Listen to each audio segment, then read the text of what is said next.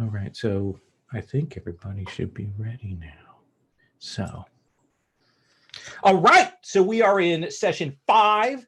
This is number 5 of Worldwide Wrestling here. I've got another cup of hot tea, lots of honey in it. Honey's good for the acid reflux. There you go. Got that right there. And my wrestling shirt tonight is, of course, Cuerno the Hunter from Lucha Underground, a shirt designed by the Worldwide Wrestling author, Nathan Paoletta. It is a little snug, but that's okay. I also managed to get blood on it like the first day I had it. So I don't wear it out in public, though it might be appropriate for a wrestling shirt. Anyway, we are playing Worldwide Wrestling. This is Gauntlet League Wrestling. This is session 5 of 8. We've kind of hit that midpoint of this. We've had some wrestlers cycle out. We've got some new wrestlers coming up. Have probably been on the promotion, but they've been in the background, or maybe they've just joined. We'll find out. We've got a couple of wrestlers who are returning. One of the things we're going to be doing today is we're going to be doing the heat map. And for our returning wrestlers, because they've already answered those heat map questions, I will be going to Joe Zantek's additional heat questions, which is a set of cards as a bonus item for a gauntlet for Worldwide Wrestling that you can find on Drive-Thru Cards. I recommend checking it out. They are beautifully laid out. Go get them. So that is on the table. We actually have Joe at the table. Working on a new deck. Okay, absolutely. So we are going to be going through playing this game. This is a wrestling game. Professional wrestling. This is a sports entertainment game.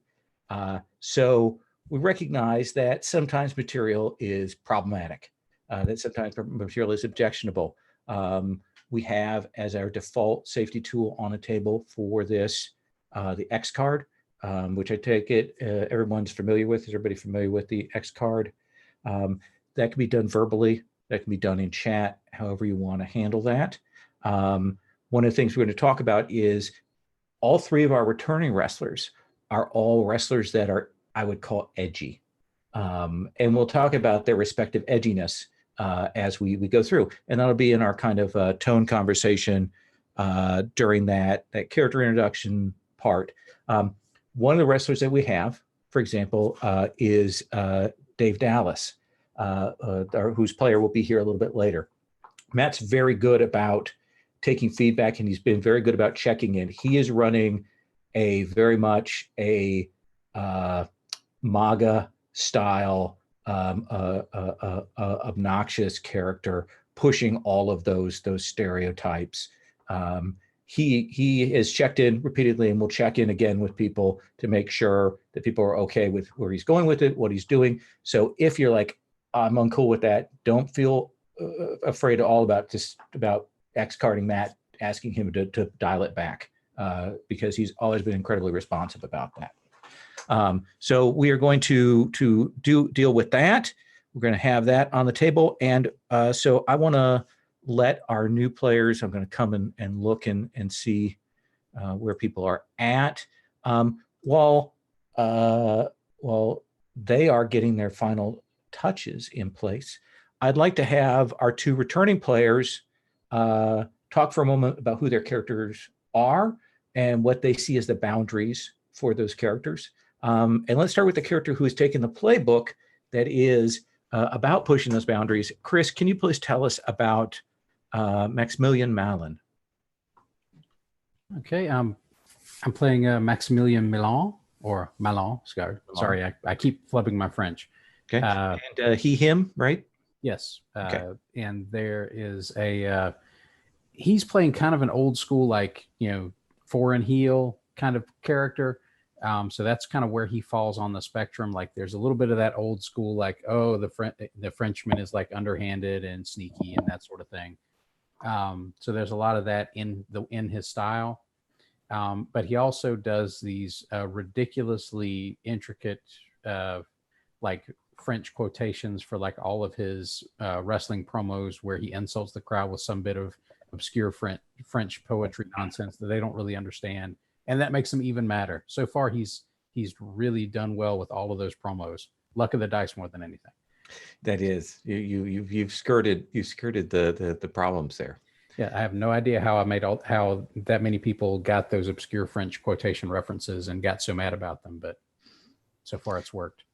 So the hot buttons you're pushing on are about the foreigner and the European and the Frenchness. So Yes, and the new move one of the two moves he's gotten is he can also in a weird way, kind of, if he spins it just right, he can actually get the audience to relate to him, and he can like speak directly to their problems with one of the provocateur's moves, which he hasn't really pushed on that yet. But I've been trying to figure out a way to get him to do it within his gimmick. But that might be something where he breaks his gimmick later on and kind of pushes that.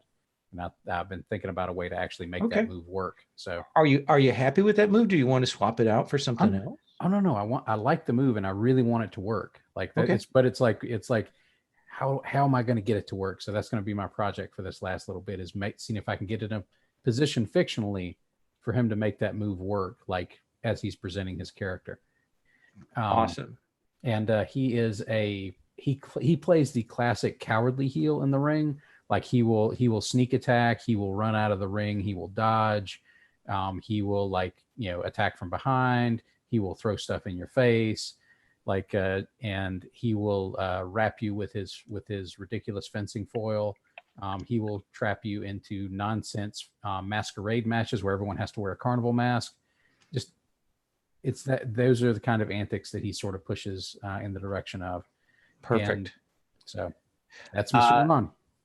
Let's come to Tyler. Let's come to Jim Queen. If you would please talk with us about Mr. Fabulous Jim Queen and the what you are emulating. All right. Mr. Fabulous Jim Queen springs from when I was a kid, a young gay boy. I adored some of the queer-baited type characters. Adrian Adonis, Adrian Street, because I was an NWA area. Absolutely loved them. And despite their heelness, I sort of loved the fact that when they got mad, they beat the crap out of somebody. There was something to that appealed to me. And as I've gotten older, I've gone back and I've looked at like Gorgeous George in the day and that trope of the gay wrestler. And so Jim Queen is kind of working off the idea of if that was flipped. In our modern age, can the gay character be the face? And he is over the top, flaming Queenie. I believe that Matt brought up a wrestler that is out there now in I think what's it NAW or something. He also pushing the face gimmick with a very flamboyantly, openly gay character. Jim has been out there. He's a big talker. He does his promos loud. He does a lot of the patter and a lot of the gay catchphrases is how he works off of. The crowd seems to like him. When his more famous is when he makes the comeback is to, "Oh no," and the crowd shouts back out, "Hell no, bitch," as a response. We will see that Jim Queen as we start this, but I'm wanting to move him into my favorite of all the queer wrestlers out there, my idol, Goldust. And that is the move, the modern move towards. So that is the hope for Jim. He's the Ace Playbook. I have Face of the Company. I have Strong Style. And in truth, Jim is a really nice guy backstage. A bit of a professional, but still believes in raising people up. And out front, he's a face. But we'll see how that goes, because Goldie was always best when he played the heel. Okay, thank you for giving us a sense of that. The third one, of course, is Yellow Road Dave Dallas, who is a golden boy, who, as Matt put it, 25 years ago, he would have been a face doing the same stuff, but now he's a heel. So that is his take on the situation. So Gene, Jeff, are you cool if I come to have you maybe talk about your characters, or you have a sense of what you want to do? I just need to figure out what I want to do, like concept wise, but I can probably go. Do you want me to save you for last? Uh, I can go, Gene, if you want. that's all right. Either way, Let's start with Jeff, and then we'll have Joe, and then we'll come to you, Gene. sure. So we've got all the JG sounds on the table there. Jeff, tell us what you're thinking about for your character. To introduce us to your person. So I was I'm thinking of playing the Jobber playbook, and I've been watching some wrestling recently, and one guy, and I may have mentioned this in an email, but one guy who I always just seem to remember was a guy named Frank Williams, and he would just be in the ring, and it's just, oh, it's this guy Frank, and he was. Anyway, he was a decent wrestler, but man, he just always lost, and I didn't realize there was a name for that. And then Jerry the Weasel Gherkin realized that, hey, you know what, I can do this professional wrestling, and maybe he looks to Frank Williams as kind of I could follow that mold, but maybe I can move beyond that at some point. But right now, hey, at least I've got a steady paying gig. I work regular. Maybe something will grow out of this, maybe not, but hey, I'm in there and I'm working. So he's the jobber. He's always losing. Maybe management will recognize his talent someday and want to move him up in the promotion. Maybe not. Probably not.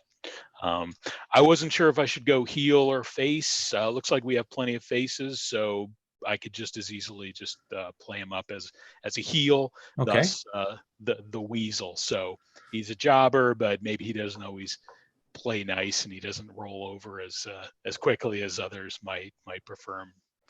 And pronoun is he, him? He, him, yes. Okay. And how old are you imagining Jerry is?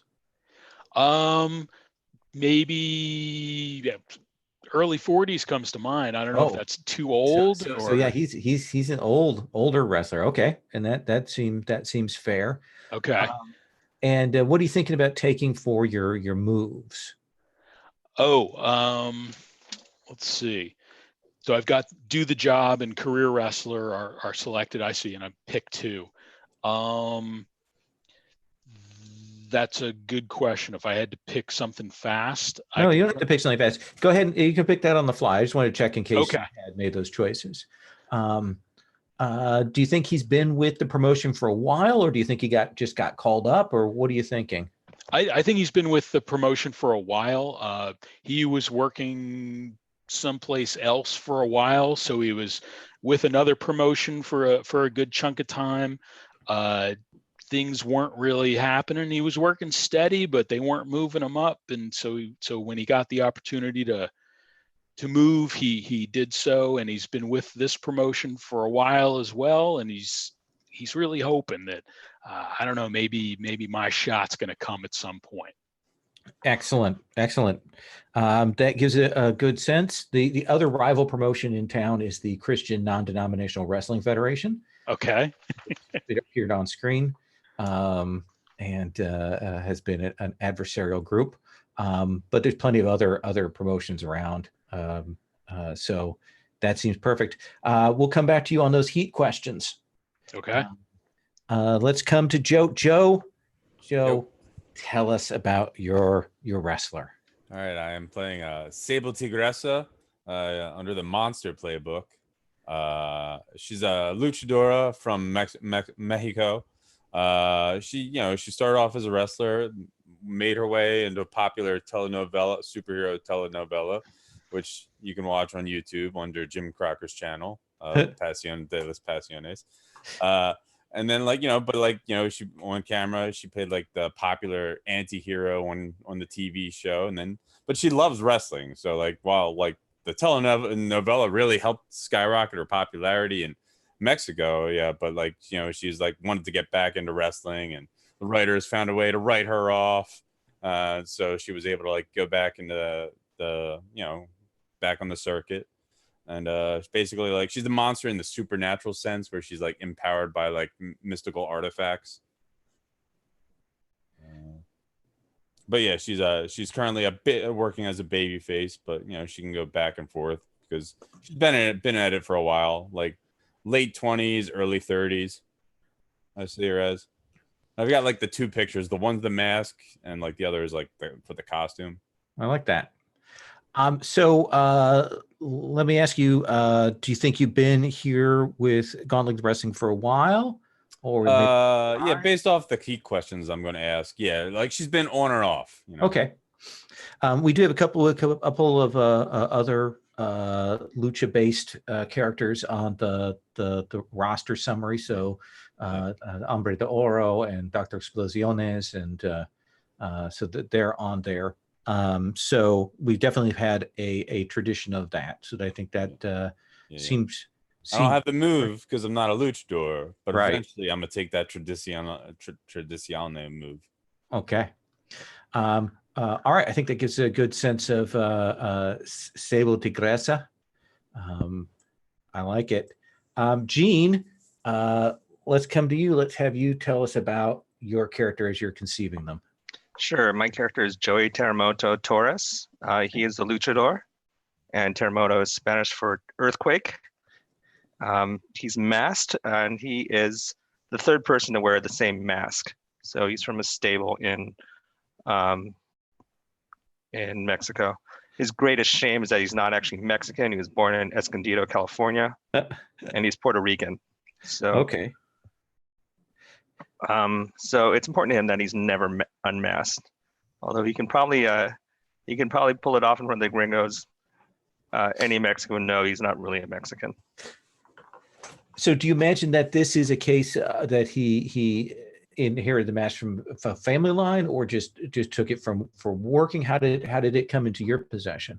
I think he joined a stable with in Mexico with the thought that he'd be doing his own thing, but it's a corporate stable, and the masks are it, and that's the mask he was assigned to. Injury happened, and he was pushed up into the Terremoto mask. And what do you suppose what is that mask going to look like? I'm not quite sure. Okay, but sure. I'll figure it out. How do you think he's on loan to Gauntlet League Wrestling, or has he been here for a while? I think the Terremoto mask has been in Gauntlet League Wrestling over the years, in and out. Almost always as a heel. It's the first time it'll be as a face. So awesome. We'll see how it goes. And what are you thinking of for your moves? All right, so I picked Human Highlight Reel and Tradicional. Okay, those are two good ones. All right, and how old? Young? Old? Oh, he's young. He's okay. Early 20s.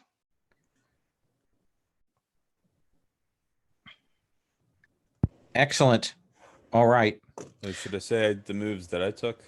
Yeah. All right. One was just agile for such a big competitor that needs to be renamed by Nathan, clearly. And not of this world. So she's got a signature match type. Ooh. Do you know what that is yet? I think I had it I came up with the name either yesterday or the day before, then I forgot it. But it's like the tiger trap where you have to, the goal is to throw your opponent in this pit trap that's got a net. So they got all tangled up in a net and then hauled up into towards the ceiling. I like that. We once in the very early days had a pit match that went terribly wrong, as it turned out. Anyway, that seems great. For Heat, you'll put the names of the other wrestlers down, including Dave Dallas. And to start, make sure that you have one heat with your opposite. So if you're a heel, you have one heat with all the faces, and vice versa. And of course, for purposes of this, Technico counts as face. Oh, I have a question. Even though I'm the monster, but I am playing a luchador, can I count myself as a Technico? Yeah, I got no problem with that. Cool, cool. Thanks. Yeah. So what I would like to do is now go through and have us do the heat questions. Essentially, you'll have a set of questions for your character that you're going to answer. You're going to kind of put them out there. Maybe it's obvious who it will be, and you'll suggest it, and the other player will approve. Or maybe you'll throw it out there, and another player will take it. Dave Dallas is on the table for generating heat. If you think that that's the character that would fit for that answer, feel free to do that. We're going to do the new characters first, and then after that, we'll do the old characters and give them a couple new questions so that they can generate some heat with the newly arriving characters. When you have a heat question answered, you only mark it on your sheet. The other person doesn't mark it, so you can have asymmetrical heat. Let's start then with Jerry the Weasel Gherkin. Jerry, what is your first heat question? Who can't remember who I am? That's great. Anyone want to take that?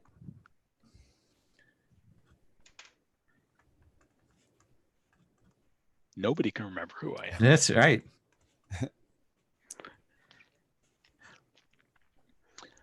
I was thinking if I could throw it out there, I was thinking it might be Maximilien, possibly. Oh wait, I didn't mark with but he seems very involved with his Frenchness and his Europeanness, and my jobberness is just something that is probably the furthest thing from his mind, but that's maybe just my interpretation. Yeah, he's super into he's super into the gimmick when he's on screen, but he never does the gimmick backstage. Now the character on screen is certainly going to belittle everybody. Like that's what he does. But the like Billy Ray backstage is he's relatively cool. He's a relatively cool guy. Okay. I have a follow-up question. Sure. When you ask the heat questions, you could always like say whether or not you think about if it's like the questions related to being on camera or off camera, like because there's a big difference. Like if somebody like we could just forget who you are backstage, and that'd be like way more insulting. Okay. I think that since I don't, I think my onstage presence is kind of similar to my backstage presence. Okay. So I would probably, if I had to pick one, I'd say it's a backstage. Who can't remember who I am? Yeah, it could always be both too. So, and I mean, honestly, that sounds like more than anything. That sounds like Dave Dallas. Okay. Honest to God, yeah. Yeah. So give yourself one heat with Dave Dallas. Okay. I think that's actually exactly right. Okay.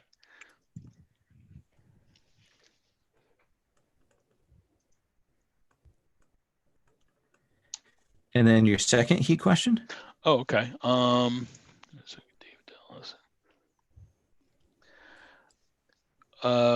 Who thinks they're too important to work with me?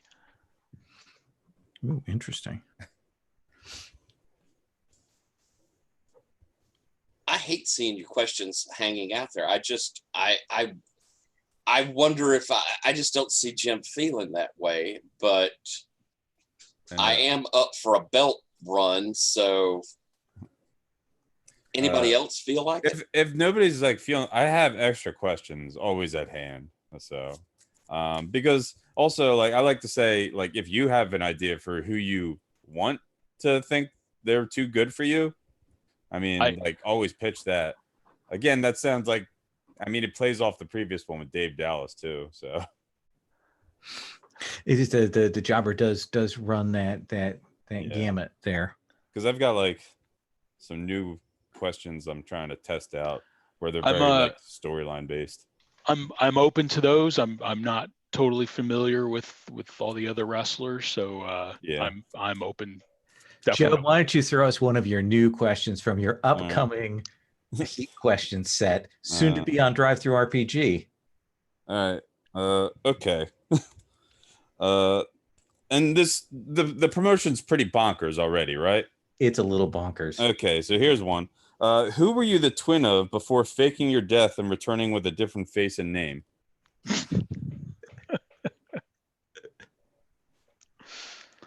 Do you like that? That is bonkers. I That's hadn't a good imagined on-screen one, yeah, on camera. So someone here in this promotion, I was the twin of. Well, yeah, like there's a previous wrestler that doesn't work here anymore, but you in story you were that person. How about a thought? I might could take that. Do you think we did a comedy set? Because as you can see by my picture, I'm like the flawless human ideal. Do you think we did a, Goldberg / Gilbert sort of thing where clearly we were not twins, an Arnold Schwarzenegger, Danny DeVito moment? Yeah, sure. That's a great one. That sounds good. Yeah. All right. I like that idea. All right. So take a heat with Mr. Fabulous Jim Queen. Yep. Excellent. And let's see if your last one is workable. All right, here. Mr. Fabulous Jim Queen 2. Who is trying to get me bigger paydays to reward me for my work? Sable Tigressa. Bigger paydays. And why is Sable doing that? He's a good worker. Like, he makes people look great. He should be paid more. That seems good. Okay. And that leads us to come over to Sable Tigressa. All right. So, gotta narrow this down to 3 questions. Oh boy. All right. Well, I already have an idea for one. Okay. So it's an off-camera question. Who's always got good tips for how to improve my ring work? And I see that entirely as Joey Torres. Sure. Yeah, because I mean, you're like the best wrestler currently among all of us. So, plus we're both, luchadors. Yep. Not Gotta hard be to accomplish being the best amongst all of us. Yeah, I saw the stats. I'm like, there's a lot of talkers. Not a lot of workers. Okay, on camera, who's responsible for my resurrection, and to what do I still owe them? Ooh.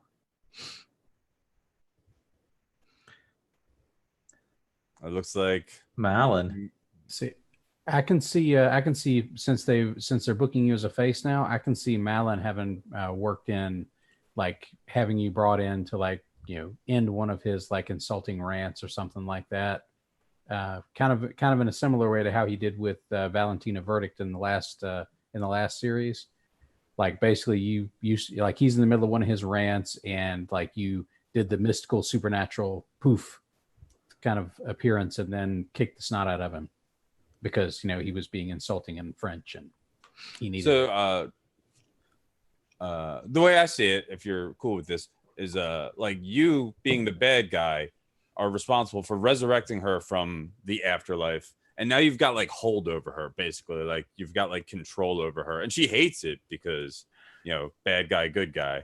Oh, okay. So it's completely it's an on-screen thing. Oh, entirely on camera. Okay. So I was thinking like somebody who'd gotten you gotten you bigger booking and like brought in sort of like put you back in the front of the television or something. Are you okay with this idea? Oh yeah, I like that. Yeah. I like the idea of the ancient French graveyard there. Well, you had that sort of like you remember they had that sort of little tiny span of time where like France was in charge of Mexico. So like he's just obscure enough to actually try and pull that kind of nonsense in. Where it's like they try to tie it into like Louisiana voodoo. I'm like, that's French enough, right? To what do I still owe you? Like, I feel like you've got like leverage over me. Maybe he managed to steal one of the artifacts that the French government had secreted away from Mexico. and he actually got it from the archives of the Louvre, and he does that sort of pall bearer with the urn. Oh yeah, no, like I'm totally writing down that you have like one of my artifacts that contains part of my soul. We have to figure out what it is, though. It has to be suitably small to where someone who looks as puny as Milan. Well, so like, like I mean, I feel like we look at the first image. She's got like that little cat head pendant thing. Oh, perfect. Milan would wear that around, like, that obnoxious. Yep. And final question. All right. Let's see. Who was off camera? Who was responsible for cutting off my championship push before I died?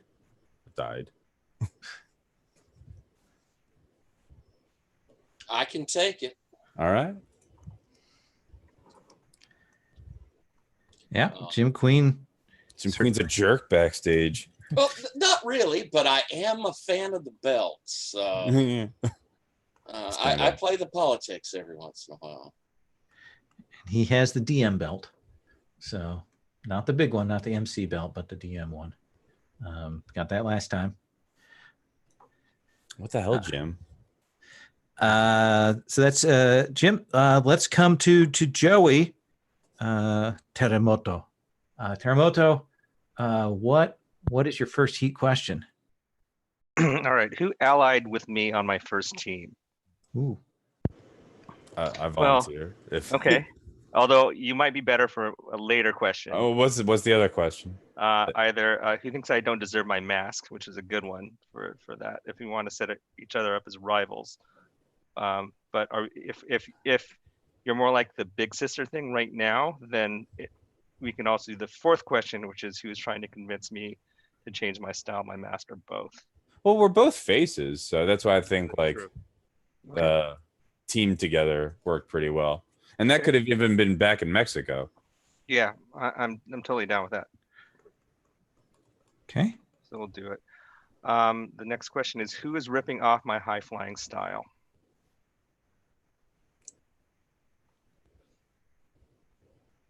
I'd like to say it was Milan, but I'm not sure he has it in him.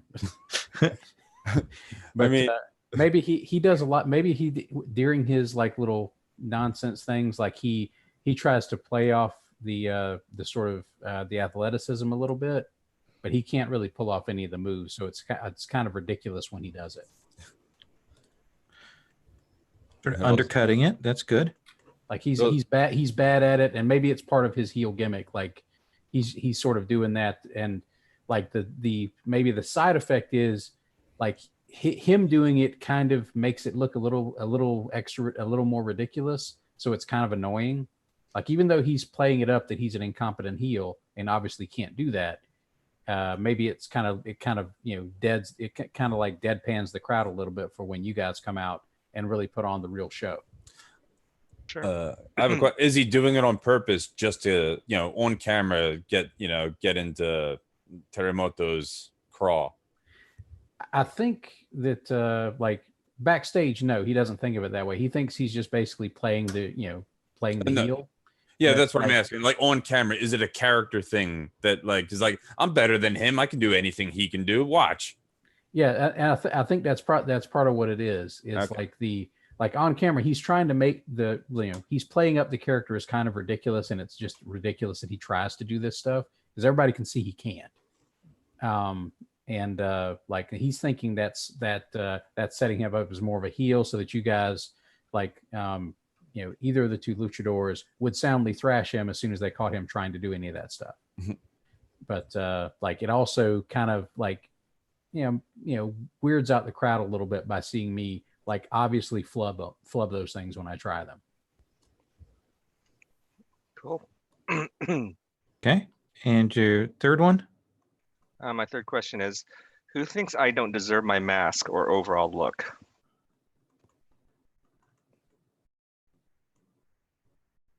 Not to put words in his mouth, but I could see Dave Dallas. Yeah, I was thinking the same thing.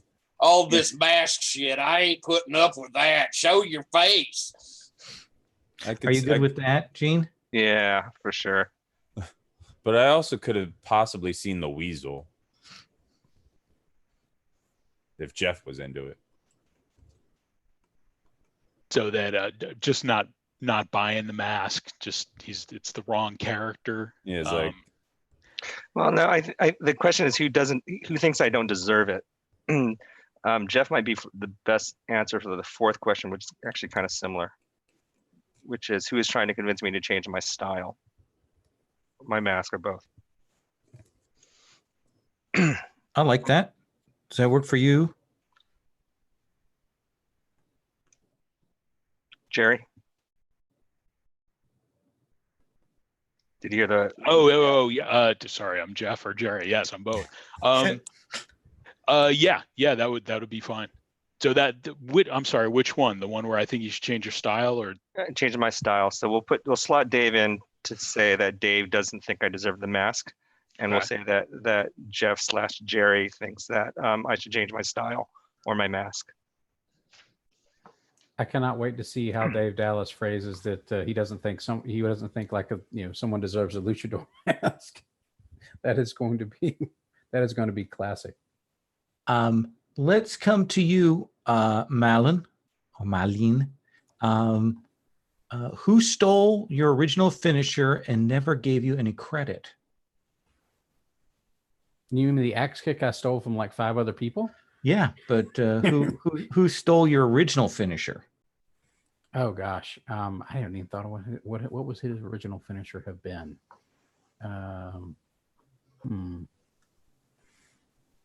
Let's see. make it the jobber. It's the funniest. Yeah, let's say that. Okay. No, we should make it my character, but not me. We'll say my predecessor in the mask stole it. Oh, okay. So Still gets heat. What was the finisher? I don't know. Right now he uses an axe kick and calls it Madame Guillotine. So this would be required for you as a more wrestling aficionado than Gene or I to describe what that finisher would have been. Okay. Let's see.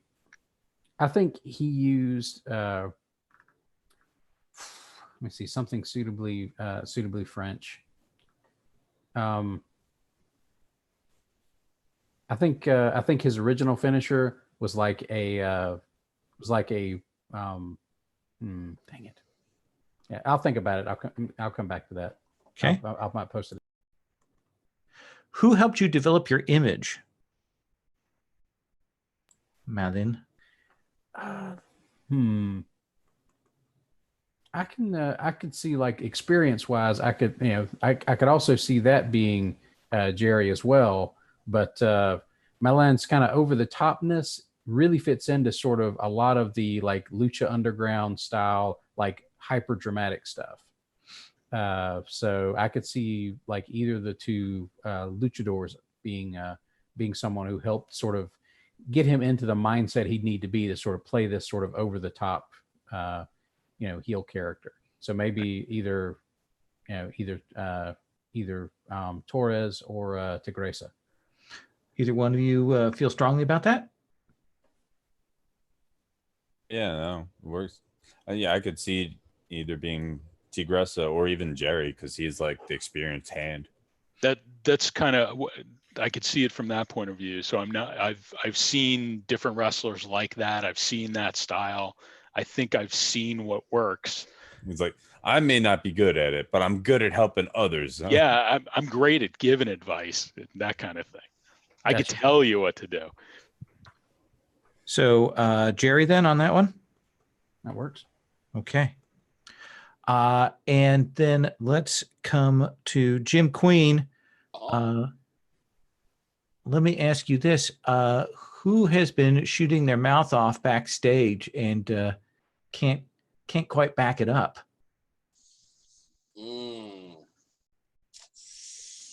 But I can back it up. I know, because I'm thinking you. Yeah, I think it's I'm like Sable. I'm very, very, very athletic. Not very real, so I guess I can't really back it up. Yeah, I think I'll go with Sable, and there's still that animosity of the totally. cutoff on the champ run and that sort of thing. Yeah, it's perfect. Keep your keep my name out your mouth. I like this one because it's an interesting setup.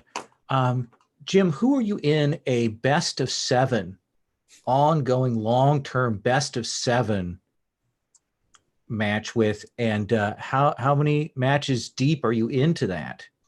Oh, like across promotions, it's a long-term deal. Sure, I like that. Who is the person who this has gone on? Probably at the decisive one at this point. I think the Weasel. I think that probably the Weasel had those early wins, and as I moved up, I started getting a few more in. Does that sound good to you, Jeff?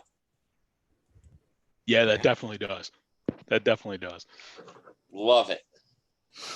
All right, that gives us our heat map.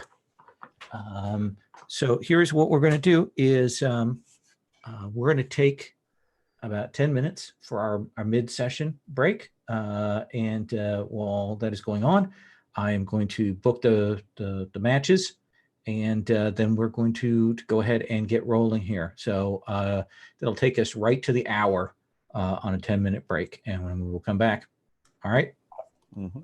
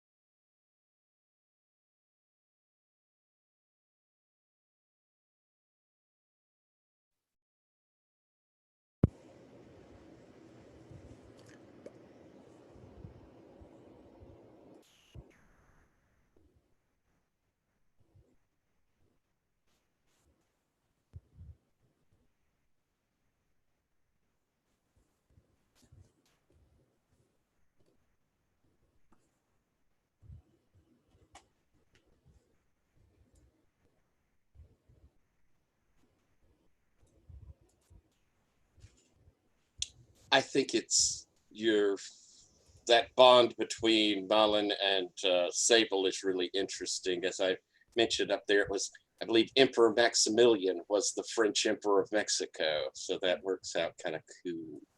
Yeah, I was like, oh god, because I was thinking about it. I was like, man, there's so much ridiculously obscure nonsense that Billy Ray can pull out of his hat, based to try and really work that hard. I can't remember if they managed to flee. I have a part of my mind that thinks that Maximilian was killed in Mexico.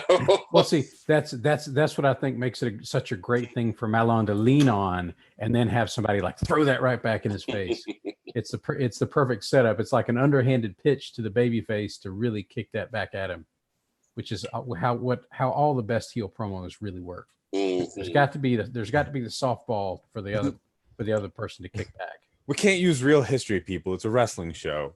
Not enough people know what's going on. Oh, but yeah, but that's Malan's thing. Like all sorts of just obscure nonsense.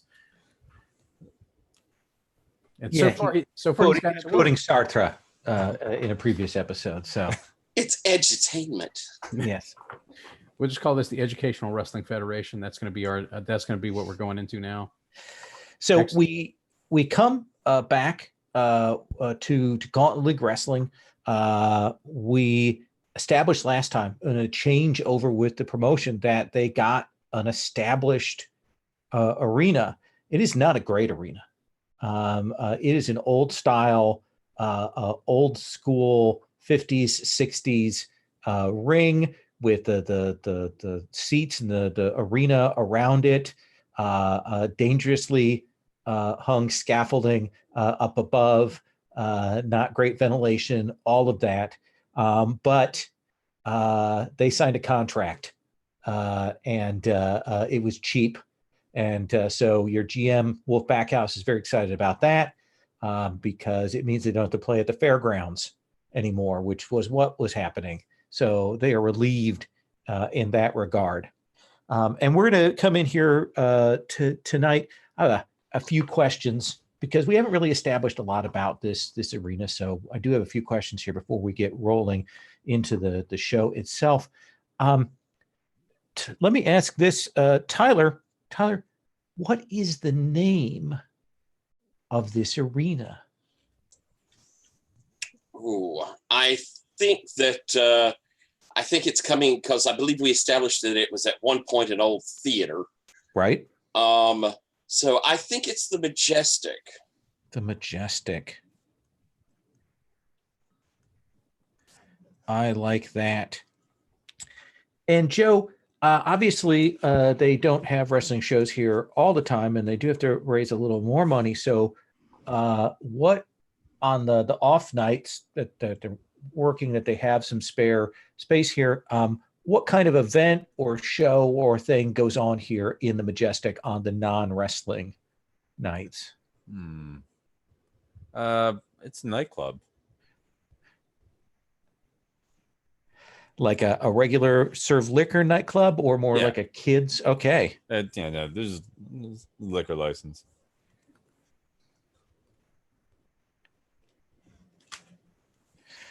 Excellent. So there is probably an area where they store the booze here, which could be a problem, as it was when the arena was located next to the horse track earlier on. Booze sells at shows. So Yep. So so tell me, Chris, previously the trading card game had been the sort of backbone of merch for the promotion. Is that still the case? Has it changed? Has it evolved? What do you imagine? I think that I think what's happened is the trading card merch was really like the brainchild of Valentina, and she was working hard to actually get those cards like printed and out. And I think nobody else has really picked that up since then. But one of the tech guys maybe came up and said, "Hey, we could do this really easily as like a phone app, and people will drop money on those things, like even more so than they would at the shows. Like they'll drop money on them all the time. And So it had been an app where you had a physical component with the cards, and now converting it to a purely digital app thing. right, the cards are still like you'll get bonuses if you have the cards, but like I don't think anybody's restocking like our card supply. Okay. So that's kind of where we are. It's slowly migrating into an electronic only, and maybe it's trying to built in with a little bit of bonus from people that actually buy the cards, so that we still have people that want to buy what the cards we have left. But after they're gone, like they're gone. Jeff, so what you imagine this arena is sort of an old-timey theater arena that has been co-opted, changed, has probably been renovated over the years. What is the most glorious feature of this theater? I could see this balcony, this ornately carved, beautiful balcony that just surrounds. Maybe it doesn't go all the way around. Well, maybe because there was probably a stage at some point. Okay. But, 3/4 of the way around, there's this beautiful ornate balcony that's up there. Excellent. I like that. And then Gene, what is the most dangerous feature of this theater? The thing that they're worried that someone is going to get killed playing on it or using it or whatever. Yeah, we'll say there's an orchestra pit right beneath the main ring, and that it was only the contractor who covered it prior to putting up the floor. Not so great. So sometimes the ring has a little bit more give. I think that the wrestlers notice that it lists like 4 degrees to starboard, depending on who's in the ring. Awesome. So tonight we're going to have a series of matches. We're going to be starting with Jerry the Weasel Gherkin taking on Tigresa. That's going to be our opening match for the night. That's going to be followed by Malin versus Torres. And then the highlight of tonight is going to be a title match showdown between this is a match that Jim Queen called for against the reigning MC belt holder champion Stan the Percolator Steiger. Is up for that. So that right now that may change depending on Dave Dallas appearing, but we'll come to that when that situation arises. But we're going to be starting then with I think I said Malin versus Torres, right? Did I say Malin versus Torres? I said Weasel versus Tigresa. Sorry. I've got them here, and I wrote little arrows because it's right by the heat map. So all the heat map things are like the craziest flowchart ever. So just a reminder how this is going to go. We set up, if people want to call any backstage stuff beforehand, we can do that, or we can go straight into doing the promos and the match. When we go to play out, of course, you're looking to try and get your audience up. You get your audience up through only a few moves now, but it's you also get your audience up by ending a match at 4 heat with somebody else. So heat is a vital thing that you want to get. Momentum is a currency that you're going to generate. Momentum can be spent to give yourself a +1 on a roll, and it can be spent to activate various things. So there's the economy of momentum, heat, audience, and that kind of rolls. So let's go ahead and start. Does anybody want to do a backstage thing before we come in? All right, let's start with you, Tigresa. Yeah, I want to have like just like a conversation with Jerry. Okay. Since we're working tonight. So tell me, if you go looking for Jerry, where would you find Jerry? Jerry, where would I find you? Jerry's in the locker room. He's putting on his tights, his what's the thing called that goes over Singlet? the singlet? His but not a singlet. Singlet.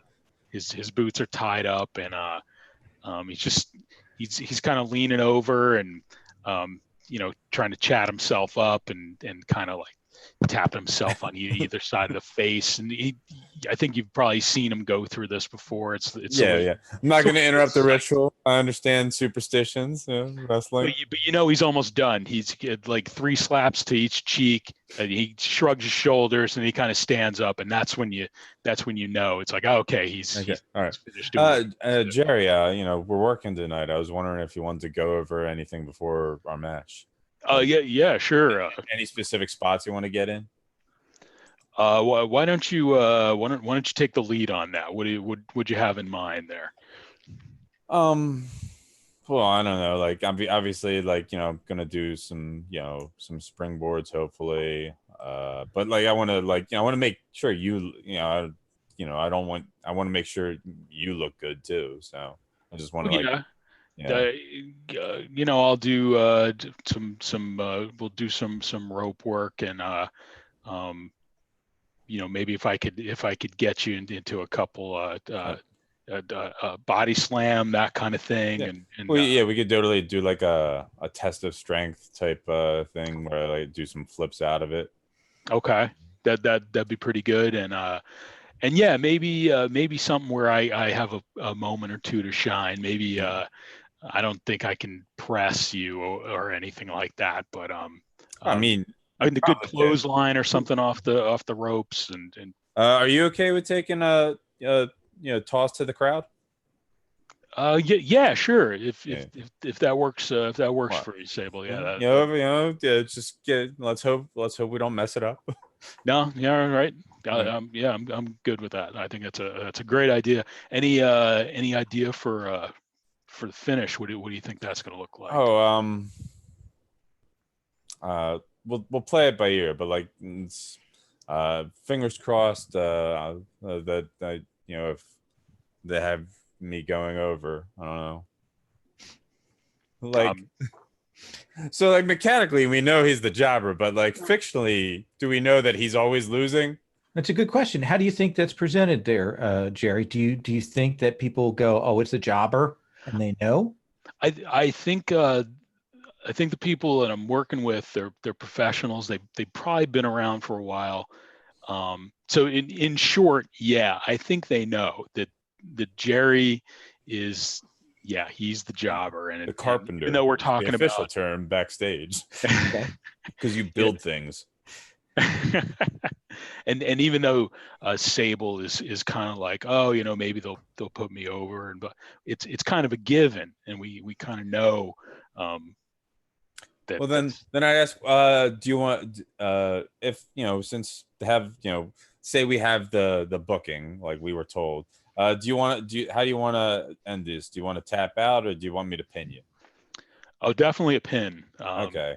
Yeah, definitely okay. a pin. All right, because her finisher is a submission hold, so that's why she's asking. Oh, okay. Jeff didn't realize that, so maybe that would be the way to go then. Yeah, I don't want to disrupt your finisher. Okay. Yeah, that's right. Yeah, just double checking. So yeah, it sounds good. All right, cool. And of course, we kind of cut away from that. We see them removing all the ladders from around the area after the incident from last week. So those are off stage at this point. Anybody else want to call a thing, or should I go ahead and roll into this first segment? Hearing none, I'm going to go into that. So the crowd gets set up. We probably have a couple of basic matches. We have El Toro in a squash match on another NPW. They're trying to push the luchador angle right now. It's hot, so they have him out there, and then they're going to cut from that to the Weasel versus Tigresa. So let's start with Jerry. Jerry, when they have a package to show what a previously on, what is the B-roll footage for Jerry stuff? Or do they not have like a highlight package for you before we go to your promos?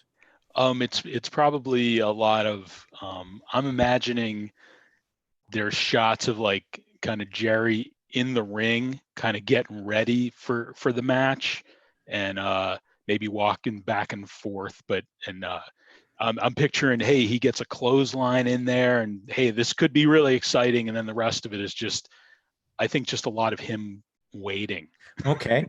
I like that. And so when they do come to you for your actual promo, is it backstage? Is it an interview? Is it a previously taped thing? What do you think that's going to look like for it?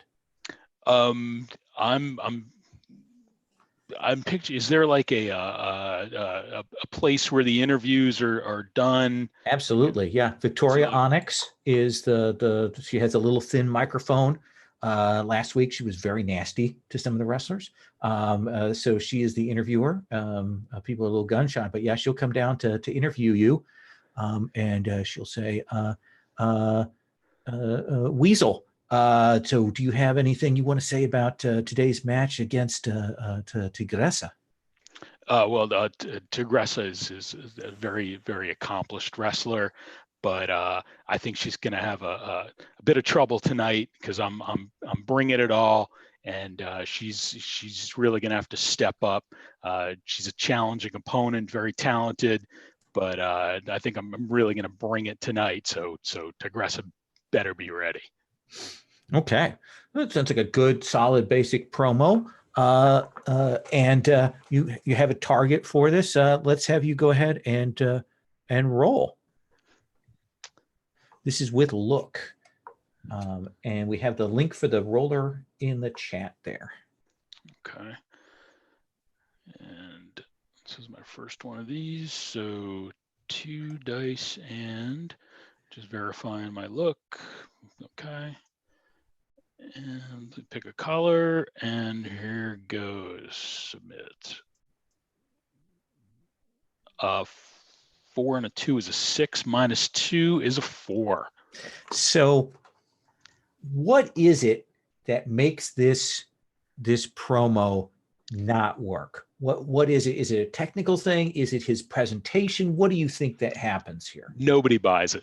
It's all words, and people are kind of like, yeah, I don't think so, Weasel.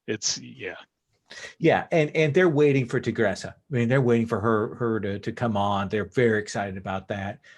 You do get a momentum, Okay. but you definitely have the sense that like Victoria Onyx, this is just a kind of a big chance for you, and she's kind of important in the promotion. Like, she's one who can put people over, and you see that she does the interview, and she like pushes the mic down and walks away immediately after, like she's disgusted that she has to deal with this level of talent. So you can tell you've maybe made a little bit of an adversary there. Let's cut when they do that.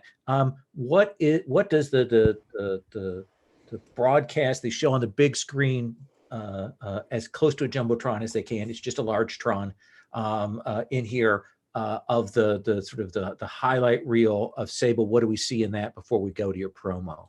Oh, I'm sure there's there's clips, lots of clips of like her catching people in the lion's jaws, and like doing the perfect plex, like tiger bombs, like showing off like her impressive power despite her size, because she's still like maybe 5, she's 5'7" probably. Okay. Like, she's still like works out. She's very strong, like compared to the rest of the roster.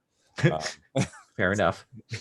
But like it's also interspersed with like clips from like the telenovela and like just all of her stuff. Like, okay, like there's like like the glowing green eyes like of like the golden cat's head, which is now under control of someone else. Rude. Yeah. So when they wrap that package up, this smorgasbord of bits and pieces, and we come what is your actual promo? Is it an Yeah. interview? VTR? No, she is gonna have the microphone while walking down to the ring. Okay, so that. she's going to go and do her promo walking and making her entrance, huh? Yeah. So tell us about this music that we hear then. If we don't even cut to backstage, we cut to that musical cue. Yep, it's what is it? Roar by Katy Perry, like starts right in the chorus.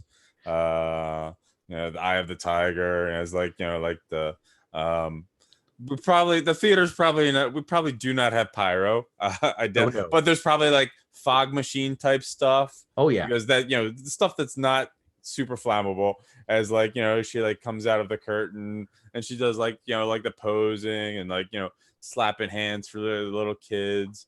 She's got like probably like, a plastic, one of like her own, like, her own merch that puts a little tiger mask on a little girl in the front row.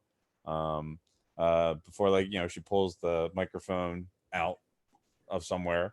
And like Weasel, Jerry Gherkin, the Weasel. We've seen each other many times over the years, and I've seen the tricks that you try to pull, very much like your namesake. But tigers are the kings of the jungle, and that ring is my jungle. And you, Weasel, are my prey tonight. I like it. And sort of hit that as you're coming in. Let's have you roll a cut of promo. All right. Let's 5 and a 4 Hey. plus 1 is a 10. Look at you hitting that 10 right out of the gate. Yeah. I know. So what are your picks? Gain 1 heat with the subject of your promo. Okay. And well,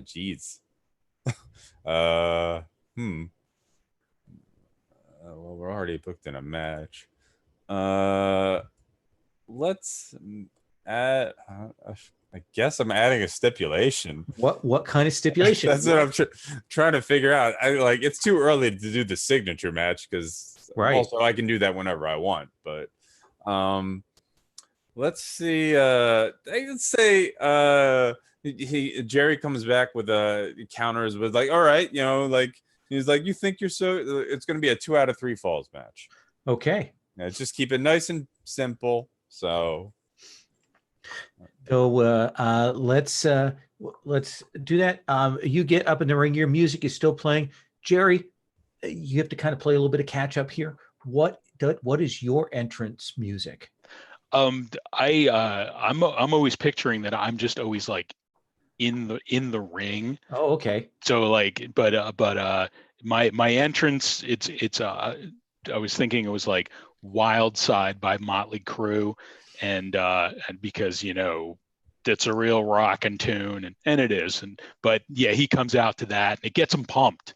Okay. He likes to listen to that song, and I don't know if I don't know if the audience is into it or they think it's dated or what, but he likes that jam and he walks into the ring with that.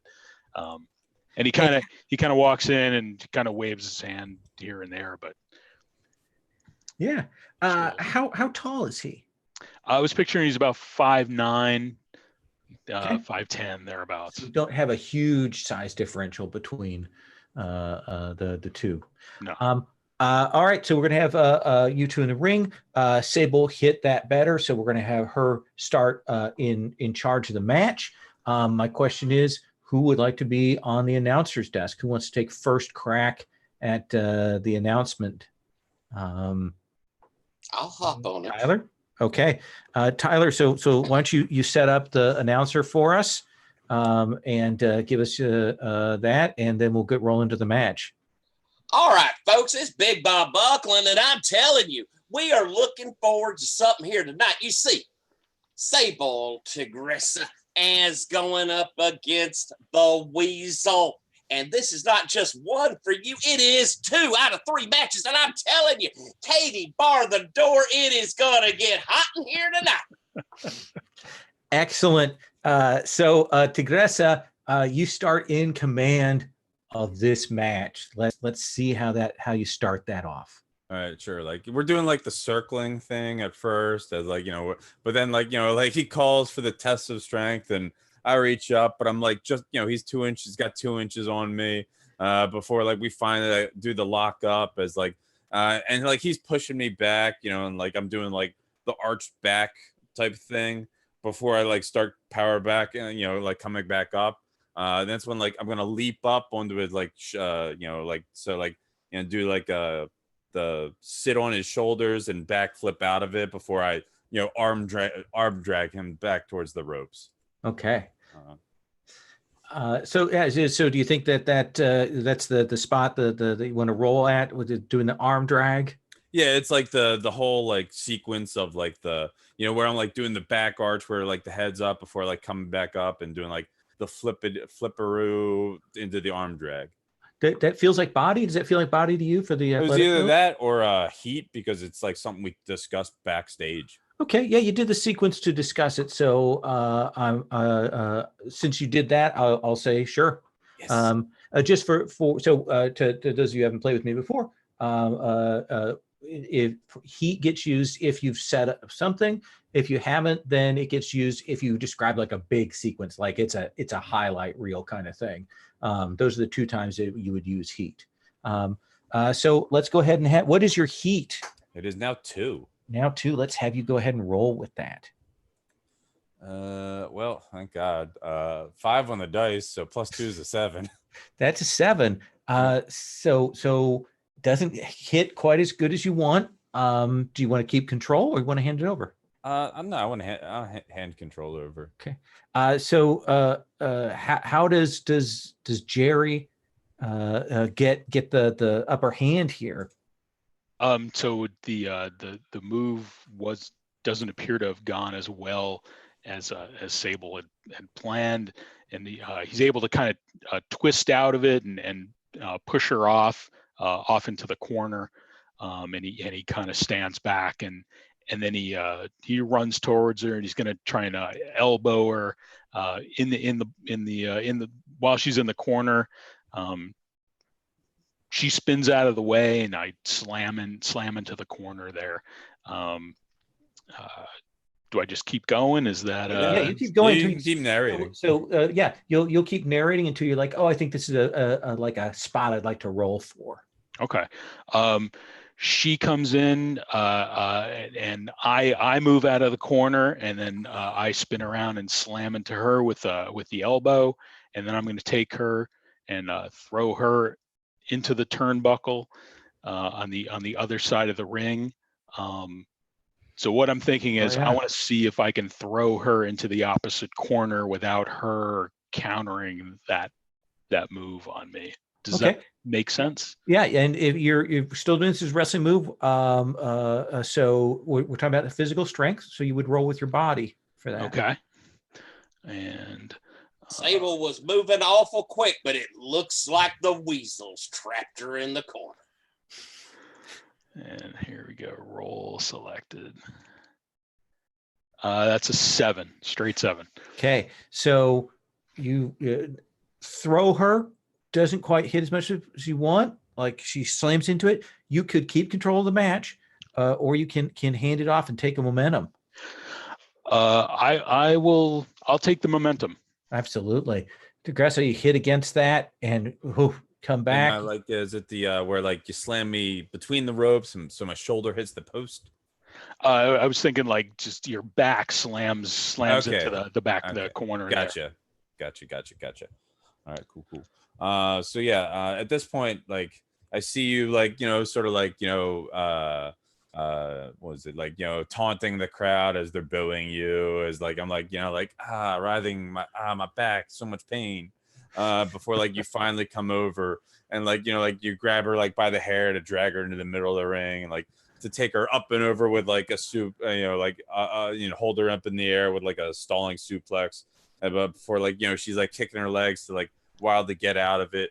She rolls you up like, and she does. She like reverses and like rolls you into a small package. But you kick out at the 1 count. It's way too early for even a 2 count. Like we end up back on her. Like she'll kip up as like you'll like get to your feet, but like you're gonna be like the first one in to like blast her with a forearm to the face, and it's when like they're gonna go like the back and forth of like the forearms like. and but that's when you're gonna like lift your knee up to like double her over with the classic heeled knee lift. And that's when like you're gonna pick her up, and then that's when she's gonna reverse into a Hurricane Rana. Ooh. Oh, okay. Wow. What do you feel that is? I don't know. Because the stats. Well, let's see. Let's read. Well, let's look at the match moves there. I mean, this actually feels maybe a little more like technique to do the Hurricane Rana. Yeah, that's what I was gonna say. Like, because it's not acrobatic skill specifically, Right. So technique, create, or subvert what the audience expects to happen next. I feel like it fits work pretty well. Yeah, then let's have you roll with work. And I do love the new descriptions, but I do see some problems. Yeah. Lisa seems to have this one in control. Sable is making a turn. So I got a 5 on the dice. And my work is 0, I believe. Yep. So tell me. I think I'm gonna put that one over. Oh, you're gonna put that one over? Yeah, I think we gotta at least give Sable something here on the jobber. So well, I actually had a good idea for botch too. You're the announcer. If you want to sit with the botch, I'll happily let that go. I'm totally okay with the sitting with the botch. Go with the botch. All right. And if Jeff's okay with this, like she goes for the like. If you're okay with me describing how you counter, like she goes for the Hurricane Rana, but you like stop her and like use your own strength to pick her up and power bomb her, and that's when you get the first fall. Fantastic. Okay. So boom, you kind of botch that, and you will retain control into the next sequence, or you can give your opponent control and gain momentum. No, they take control no matter what, right? Because it's a botch. Yeah. Let me make sure I've got the. It describes how the counter you. Oh, I think I may have had extra text from the cut and paste there from the changeover. I'm just looking at the PDF. So. Okay. A match moves. Sorry. So you take control of the match, and it doesn't look like it isn't great. So Tigressa, what is it that is a little embarrassing with this? I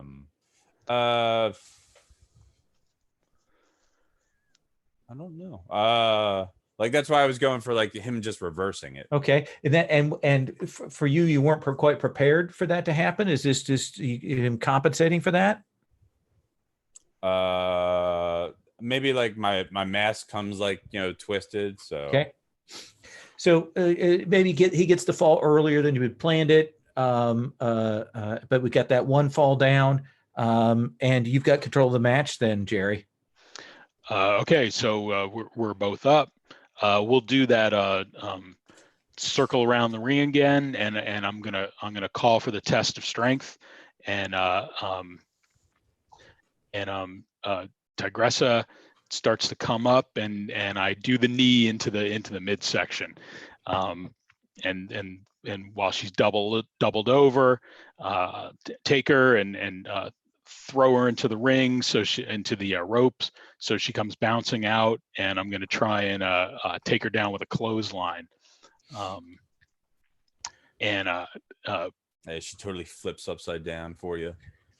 So she goes over and lands on her face. And Jerry's thinking, hey, this maybe management, maybe something's going to turn tonight. I've already got one match. This is great, but I don't know. And then pick her up by the back of the hair and kind of loop my arm under hers and back, and then I'm kind of do a fall back. So it's kind of I don't know what the name of it is. I don't know if it's a reverse body slam or what, but we both end up on our backs, but the pain goes to her. Yeah. Like a Russian leg sweep. Okay. Russian leg sweep. That's what it sounds like to me. Okay. So that seemed like body? I think so. Okay. Take that, hear that slam. You smash into the mat. Let's have you roll. All right. Sable already one down, and it looks like the Weasel is not letting up. An 8. That is an 8. So you can keep control, or you can give control over. I'll keep control, and get up, and I'll start to pick her up from the back of the hair again, and I'm going to do the same thing. I'm going to fling her into the ropes and try and get her with that clothesline again, but she sees that coming and she ducks and she ends up behind me, and maybe she comes from behind and kind of bends backwards and flips me over, and I go rolling, maybe out of the ring. This is where we were talking about how she tosses me out into the audience there. So I go rolling out, and she stands up, and yeah, let's have you roll with heat. I think you guys talked about doing that. So for you to manage that sequence, let's see how that goes. Okay.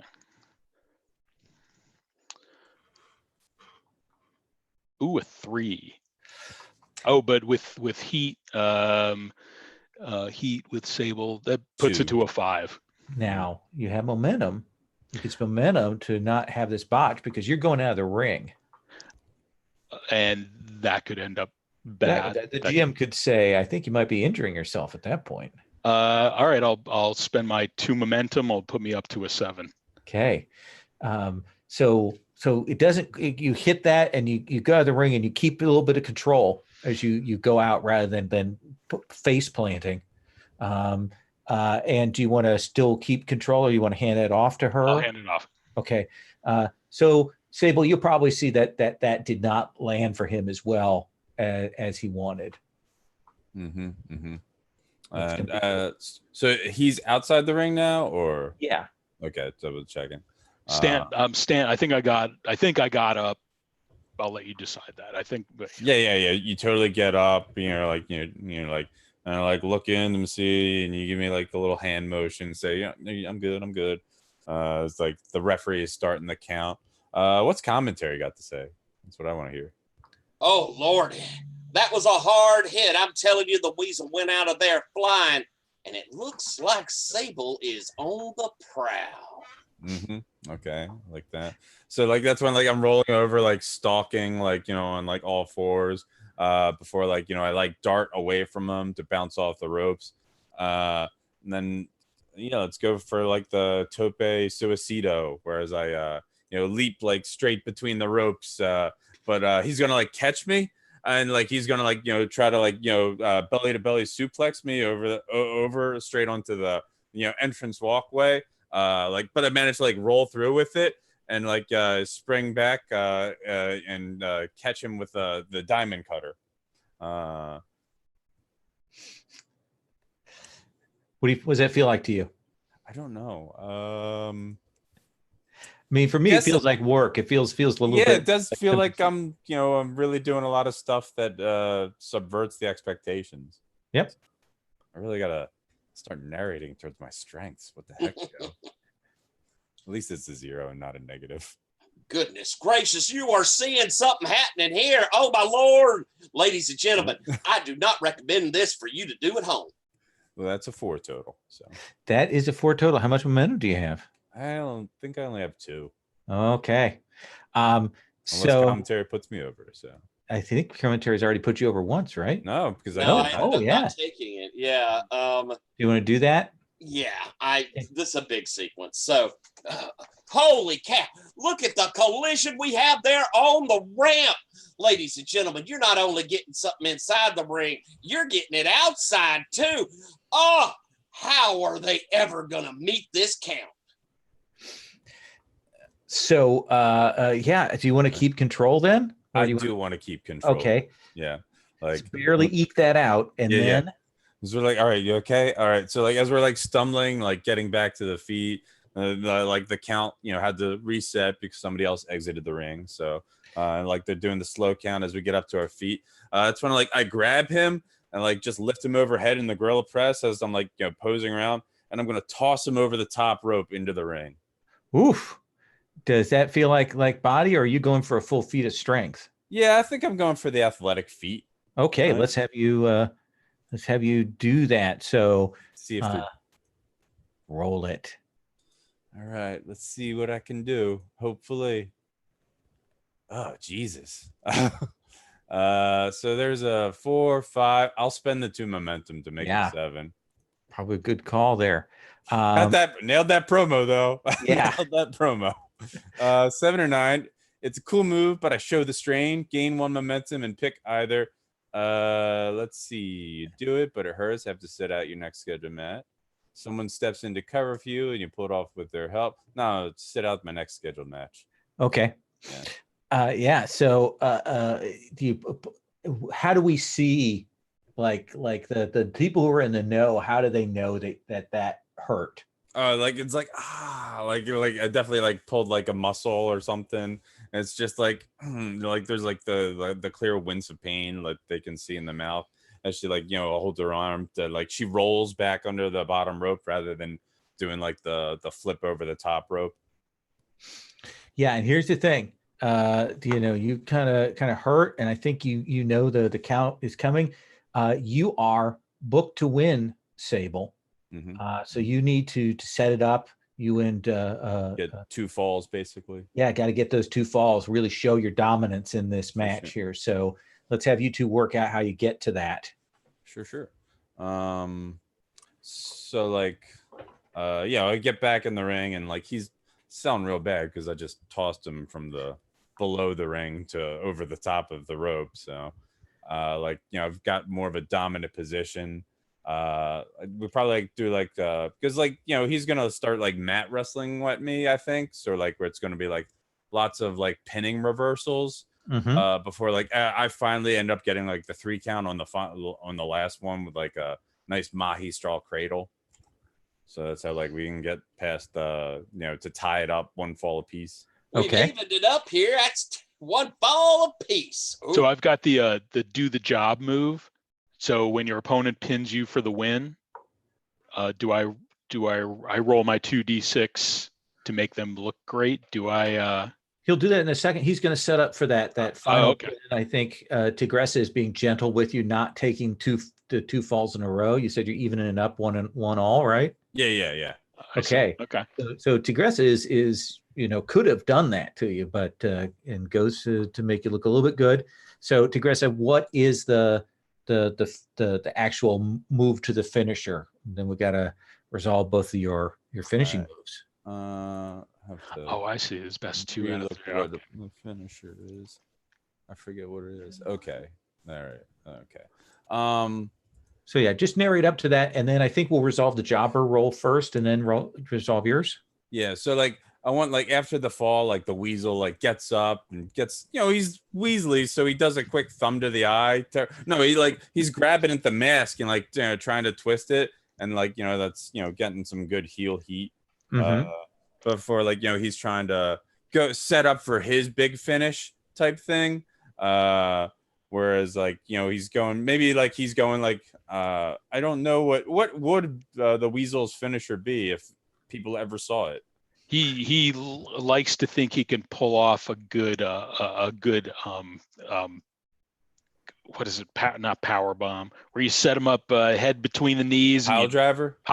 Thank you. All right. He likes to think, pile driver. That's my finisher. So that's perfect. So like you get her head down there, but she managed to like grab your legs and twist you over into the lion's jaws, which is a reverse Boston crab. But like she also like grabs your neck and locks you into like beast, really painful. Like there's a link in the thing. So okay.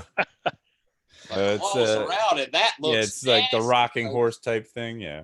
Okay. And I think we talked about I was going to lose on submission on that one, right? Yeah. See you tap out. Let's roll your jobber. All right. And then we'll have Tigressa roll her finisher. Ooh. A 4. Doubles don't roll over, right? No. Now, how much momentum do you have? 0. Oh. Commentary has not put you over though. That's right. And oh my God, how can one man take this much damage? We are seeing here something frightful for the ages. Oh my goodness, I think he's being buried in the litter. This tiger is about to put him out. So you get to choose to gain 2 momentum, Weasel, or gain a heat with Tigressa. I think I'll gain a heat. Okay. And then Tigressa, let's have you roll your finisher. Oh boy. All right, 4 and a 3. There's a 7. Okay. No. What's that result on your finisher? Only have 1 momentum, so there's no point in. Oh wait, I have this. Wrong window. It's already written down. 7 or 9. They make you work for it. Choose one. They showcase my strength. You both gain 1 momentum, or they're unwilling to take your finisher and flee the ring. No, that they showcase my strength, and we'll both gain 1 momentum. Okay. So yeah, it's a, people, they weren't thinking this was going to be much at the start. Weasel's promo didn't hit, but good, long, solid match. People seemed pleased. Neither of you were at 4 heat with each other, right? So there's no audience gain. I don't think there's any other. Is there any other moves that trigger off of that from either of you?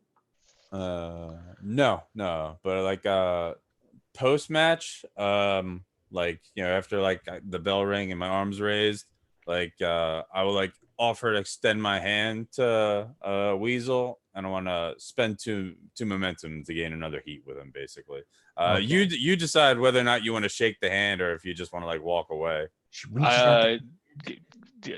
Yeah, sure. I think I will. I think I will go in there and shake her hand. Oh, Malin? I'd like to use my showstopper move.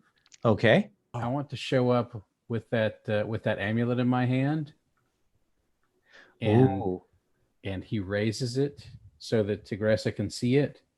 And I think you see you tell me if this is okay, Joe. I think he's using the power of that amulet to force you.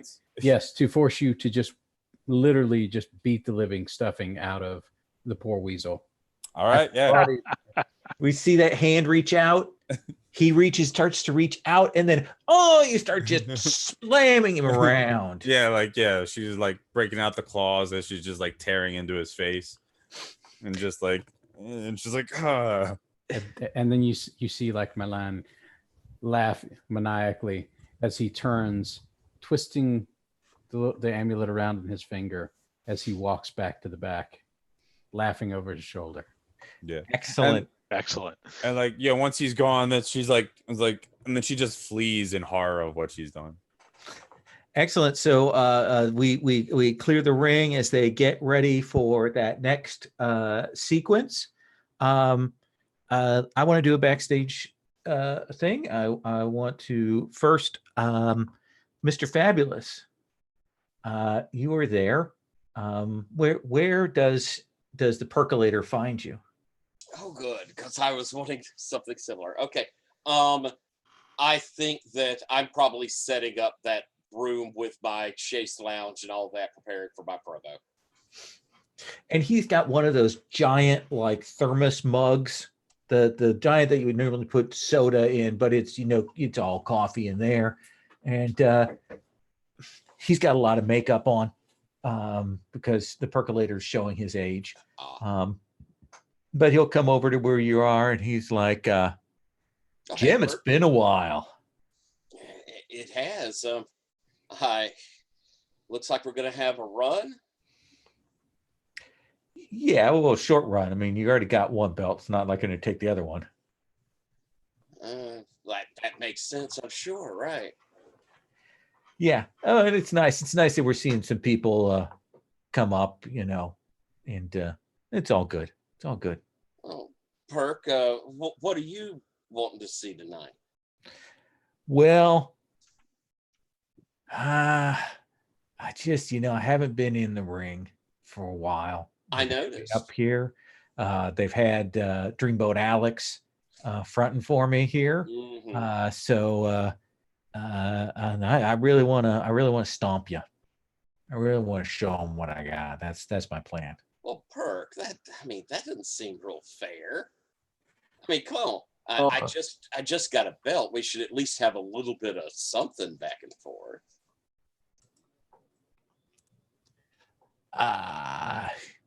Hey, let's have you roll audience here. All right. He clearly not down. Oh, and I rolled very badly. What'd you roll? Even with my audience, that's only a 6. Okay. Do you have any momentum? I do, but I think for character development, I'd rather fail this one. So you can tell Percolator does not like being talked back to, and he takes his finger and he pokes it in your chest, and he goes, "You've only got that belt for a week. They're going to take away from you next week. So don't get all high and mighty with me, like you're going to be having all the belts." Fine, Perk. I just wanted to make sure we had a good show. Yeah, I'm in it. It'll be a fine show. And he walks away. I bet they've been missing you, Perk. Raises his mug, takes a big old gulp of it. And it's pretty clear to you that the plans are already in the works, that this belt is purely temporary. Like maybe they're just giving it to you to sop up all that stuff that went down with Dallas. Can I trigger my carry the company since we have announced a title match? Yeah, that seems good to me. All right. Let's see if I roll a little better this time. Probably not the way everybody's been rolling. All right, 7. Going off of my reel, that takes it to a 9. I will spend a momentum this time. Okay. So on a 7 to 9, book yourself into or out of the match. You book the finish of the match, book a rematch of your choice, add an additional stipulation. All right. Well, I want to ask you. Sure. Out of the character, what do you want to see here? Obviously, we're not going to have you with a grudge with an NPW. We are going to have we'll have the resolve the match tonight. The question is, how do you want to play that out? Do you work something out such that you don't get the belt taken away next time? Is that what you want? Because I think that would be a fair thing that you could do. Yeah, that's what I think. I want to. Who do you talk to? That'd be Wolf. Leon. Go talk to Wolf. Okay, Wolf's back there in his office. You can see that he's got his 30-day chip. He's got in his hands. And he like the changeover seems to have been good for him, and he looks up and he's like, how's it going, Jim? It's not bad, Wolf. I'm good for you. Proud of you, man. Well, we had a good few weeks here. You know, things are looking up. Got the new arena. We're back on the rise, Wolf. Absolutely. We'll gave you that belt, and we got that. We'll get that first of a series of you against Percolator, kind of get that energy going tonight. So you think it's going to be a run? Stan didn't feel that way. The creative, as you know, the committee's a little fractured right now, so we're still kind of deciding that stuff on the fly. Wolf, Stan came to me. He gave me the full perk on, and I'm gonna get. He wants a squash. Now, that don't seem great. I just got a belt. It really weeks me out, but I'm all for Stan getting kind of what he'd like. I may like to get a little something in, but I'm a team player. Okay. But I think that this belt I'm holding, that has legs. I think I could do something with it, Wolf. So you're saying, if I'm reading you right, Mr. Queen, that you would like you'd like to hang on to that belt, and maybe in exchange you'll give Perk the lay down. Yeah. In fact, I'd like Wolf, I'd like it to be first blood. Since I have 2, I'm putting a stipulation.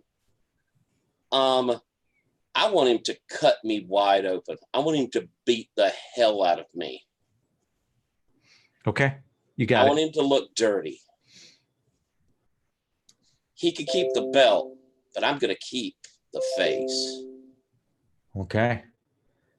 I tell you what, you do that, get it set, and I'll start pushing Perk heel. Thanks, Wolf. So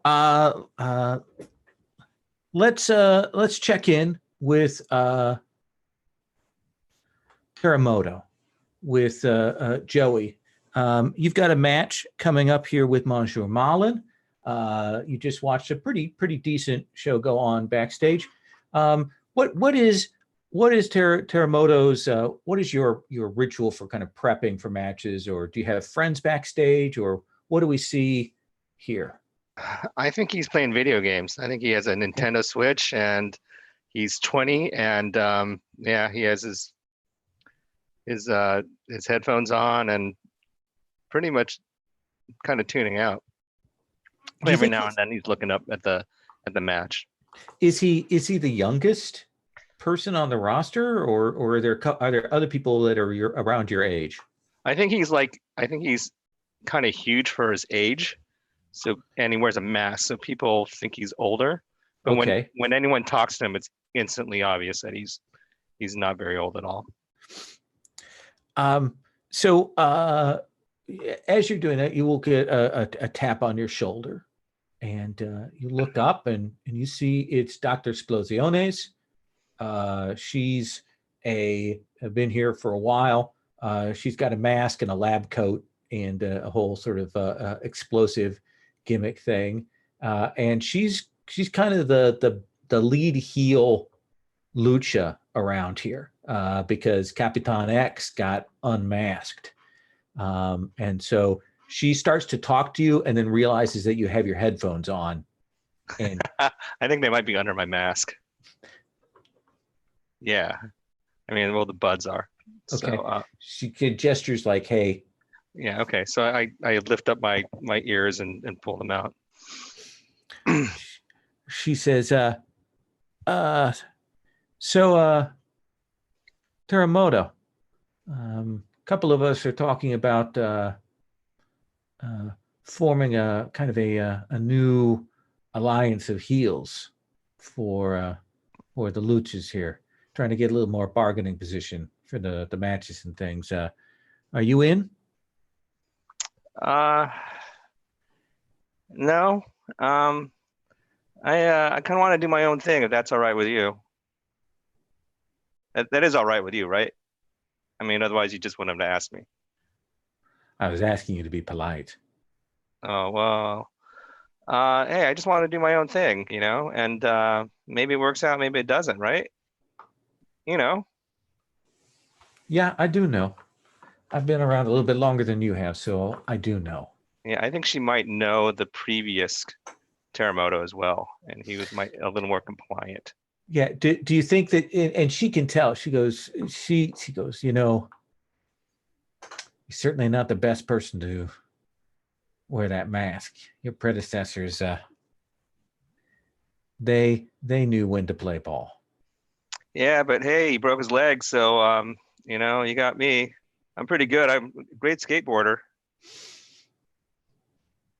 Yeah, that'll serve you very well in the ring. This isn't the last you've heard of this. All right, doctor. You do the air quotes. She gets clearly a little angry, like that clearly rankles her. Anyone else want to do another backstage bit or setup bit before we move into this next match? Then let's set up for Malin versus Torres, and so let's start with Malin. Malin, we've seen you on screen once tonight, and what is our package on the pseudo jumbotron that we have before we get to your promo? The package is, I think, just sort of a medley of his past underhanded tricks, like him using the dust on Valentina, those the vicious attacks he did on her legs during their last match, his heelish victory over both her and the born again kid at the big crossover promotion that we did. Okay. And the just him, and of course like a close-up shot of him in that ridiculous French chair, and then finally at the end you see the scene from the end of the last show, which had him like sort of leaning over the wreckage of his favorite chair, and promising hell will be following. So what do we see then? When we come to your actual promo, is it pre-taped? Is it you just speaking to the camera? Is it Victoria again back there? What is it? He's avoiding Victoria right now. Oh yeah, that's probably a good call. She's on some kind of tear. Plus he loves to do these little prepackaged things. Okay. So you see him, and he's standing, and he's holding in his palm that little cat's head amulet, and he's got somebody like using like a green colored laser pointer to sort of shine into the little into it so it sparkles green a little bit. Sure. Kind of reference the previous stuff from the telenovela. And he says, Gauntlet League Wrestling. Last week I promised that you would feel my wrath, and now you have seen just the very beginning. And I will offer you these small words of comfort that will hopefully let you all sleep just a little better at night. As Diderot said, on n'est pas toujours une bête pour la voix était quelquefois. Being a fool sometimes does not make one a fool all the time. And then he starts laughing, and that's the camera just sort of pans back, and the light darkens to leave just that little sort of green glow on the amulet as it fades to black. So rather than a promo, it sounds to me like you are just working the audience here. Yeah, I think that's probably closer to what he's doing. Yeah, absolutely. So let's have you roll with your audience. Okay, let's see. There we go. Mr. Milan's ridiculous purple dice. All right, let's see. That is a 5. He has audience 2, so that gives me a 7. Okay, so they play along. You're going to get a momentum out of that. They're listening. They're used to your French quotations that they don't understand, and even when you explain it and translate it, they still don't understand. But they get the visual that you're doing. So yeah, they're playing along. We cut then. Terremoto. What do you think is the highlight reel? What kind of shots do we get of that on the screen before we actually come to your promo? All right, I think the promo is actually not his promo; it's his predecessor's promo. Okay, so it's totally different. I think the previous one was a lot older, and he is. It's a lot of shots of a mariachi band following him around, and as he's kind of preening around the ring, and intercut with his turnbuckle moves, because they've all been high flyers. So, oh yeah. So yeah, there's mariachis. It really plays up the ethnic angle. So we get that package, and then it's going to come to you for the setup for the match. Are you being interviewed? Are you speaking to the camera? What do we see here as the setup for this? I think like the shot is of him in the background doing some skateboard tricks. So he's just like he's in the back lot skating around, and then he does some pretty impressive some tricks. There's not really any like half pipes back there, so he's just kind of making do with what he has. Then he skates on over, comes up to the camera and says, "All right, Frenchie, Terremoto time. I'm going to show you some things. You're going to learn some Spanish in addition to your French." Excellent. A nice tight thing. Let's go ahead and have you roll. And for the cut of promo, you're going to roll with your look.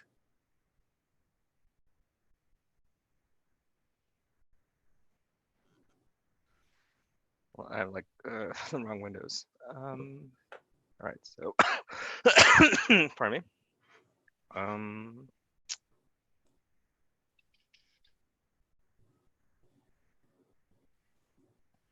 right, I rolled a 10. -1 is 9 because I have Look a at -1 you. look. Yeah, you have their attention. You get to pick one from that cut a promo list. Make creative book you, add a stipulation, or gain a heat with the subject of your promo.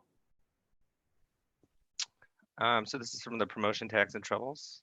No, from the cut a promo under basic moves. Okay, yeah. I'm I will tell you, heat is always a good choice. yeah, I'm gonna gain +1 heat with Max. Do you call him Max? Oh yeah. Okay, absolutely. All right. So yeah, you gain a heat with Maximilian. Yeah, get you up to 3. That's a good place to be at. Maximilian, we cut from that to your entrance. It's the same music. Have we changed that up? What's anything different here as we go to that? I think he's wearing his newer attire. Looks a little more disheveled than it used to. But it's not like disheveled in that he looks like he looks like he's less threatening. This actually seems to make him look a little more dark and threatening. Like he's added some darker like eyeliner to sort of accentuate like he's got dark circles under his eyes. He's wearing the amulet outside of his like poofy shirt and vest. Okay. And he's wearing that broken half mask. Only this one is looks a little more violently broken than his old one. His old one looks sort of tailored, like it was made to do that. This new one looks like someone like had taken a hammer to it and broke it off with sharp edges. So he looks a little edgier than he used to, and he's let his hair sort of hang wild as he comes down. And then you come down, come into the ring, and it cuts to the entrance music for Terremoto. What does the entrance music sound like? How do you come down into the ring? All right, I still think he's using his predecessor's music for now. Okay. He hasn't had time to change it. So I think he's escorted by a small mariachi band. So not the full 6, but like 3. Okay. And they're not actually playing the mariachi music. They are just kind of miming what's going on in the background. So he's kind of coming in, looking around. He might need to have his mask worked on. It's a little loose. Doesn't Okay. quite fit him all that well. But yeah, he's kind of taking it all in, kind of peering around. Clearly, he's thinking there's going to be some changes soon in this whole process. Absolutely. And you get into the ring there, and I think that Malin is the vet. And so I think all things considered, I think Malin is going to start in control of this match. Who is on the announce table, and who wants to do it? Jeff, Joe? Sure. Okay, so give me the Does anybody want to announce with me? I'll announce with you. Okay, all right. Would you like to be color or play-by-play? Color. I'll be color. So let's hear the setup to the match then. Good evening, people of Gauntlet City and fans of Gauntlet League Wrestling. We've got a hell of a matchup for you right here tonight. Maximilian Malin, aka M. Malin, versus the fresh, everyone's favorite luchador, Joey Terremoto. Is it just Terremoto, or do they say Joey Torres? Because you have the quotes. That's what I'm asking. I think they say Teramoto because again, it's the mask, not him. Yeah, Teramoto. Teramoto's had a long history with us, but he seems to have gone through a bit of a change. A bit more of a technical in recent days versus the Rudo that many people have known to either love or hate. All right. Anything that you want to say, Jeff, before we roll into this? This is sure to be a fascinating, fun, exciting match. Plenty of kinetic action. I'm looking forward to it. Malin, you both are in the ring. You start in control of the match. Tell me how this starts. Okay. What I think happens is like we start to sort of tease like the classic lockup, and so we approach in. And like that goes around a little bit, and I think Teramoto sort of forces Milan into the corner because I'm guessing that Teramoto probably has a lot more like general athletic ability, probably a lot more strength. So it's obvious that he's going to overpower and just push Milan into the corner. Go in there. They start to do the break. On the first break, Milan plays it straight, like he's just like, lets it go, and they break up, and then they come back into the middle of the ring. They do the lockup again, and they go back into the corner. And on the second one, like he heals it, like he goes straight to the eye, like just boom, thumb right to the eye, and then he as Teramoto is like doing the eye rake cell.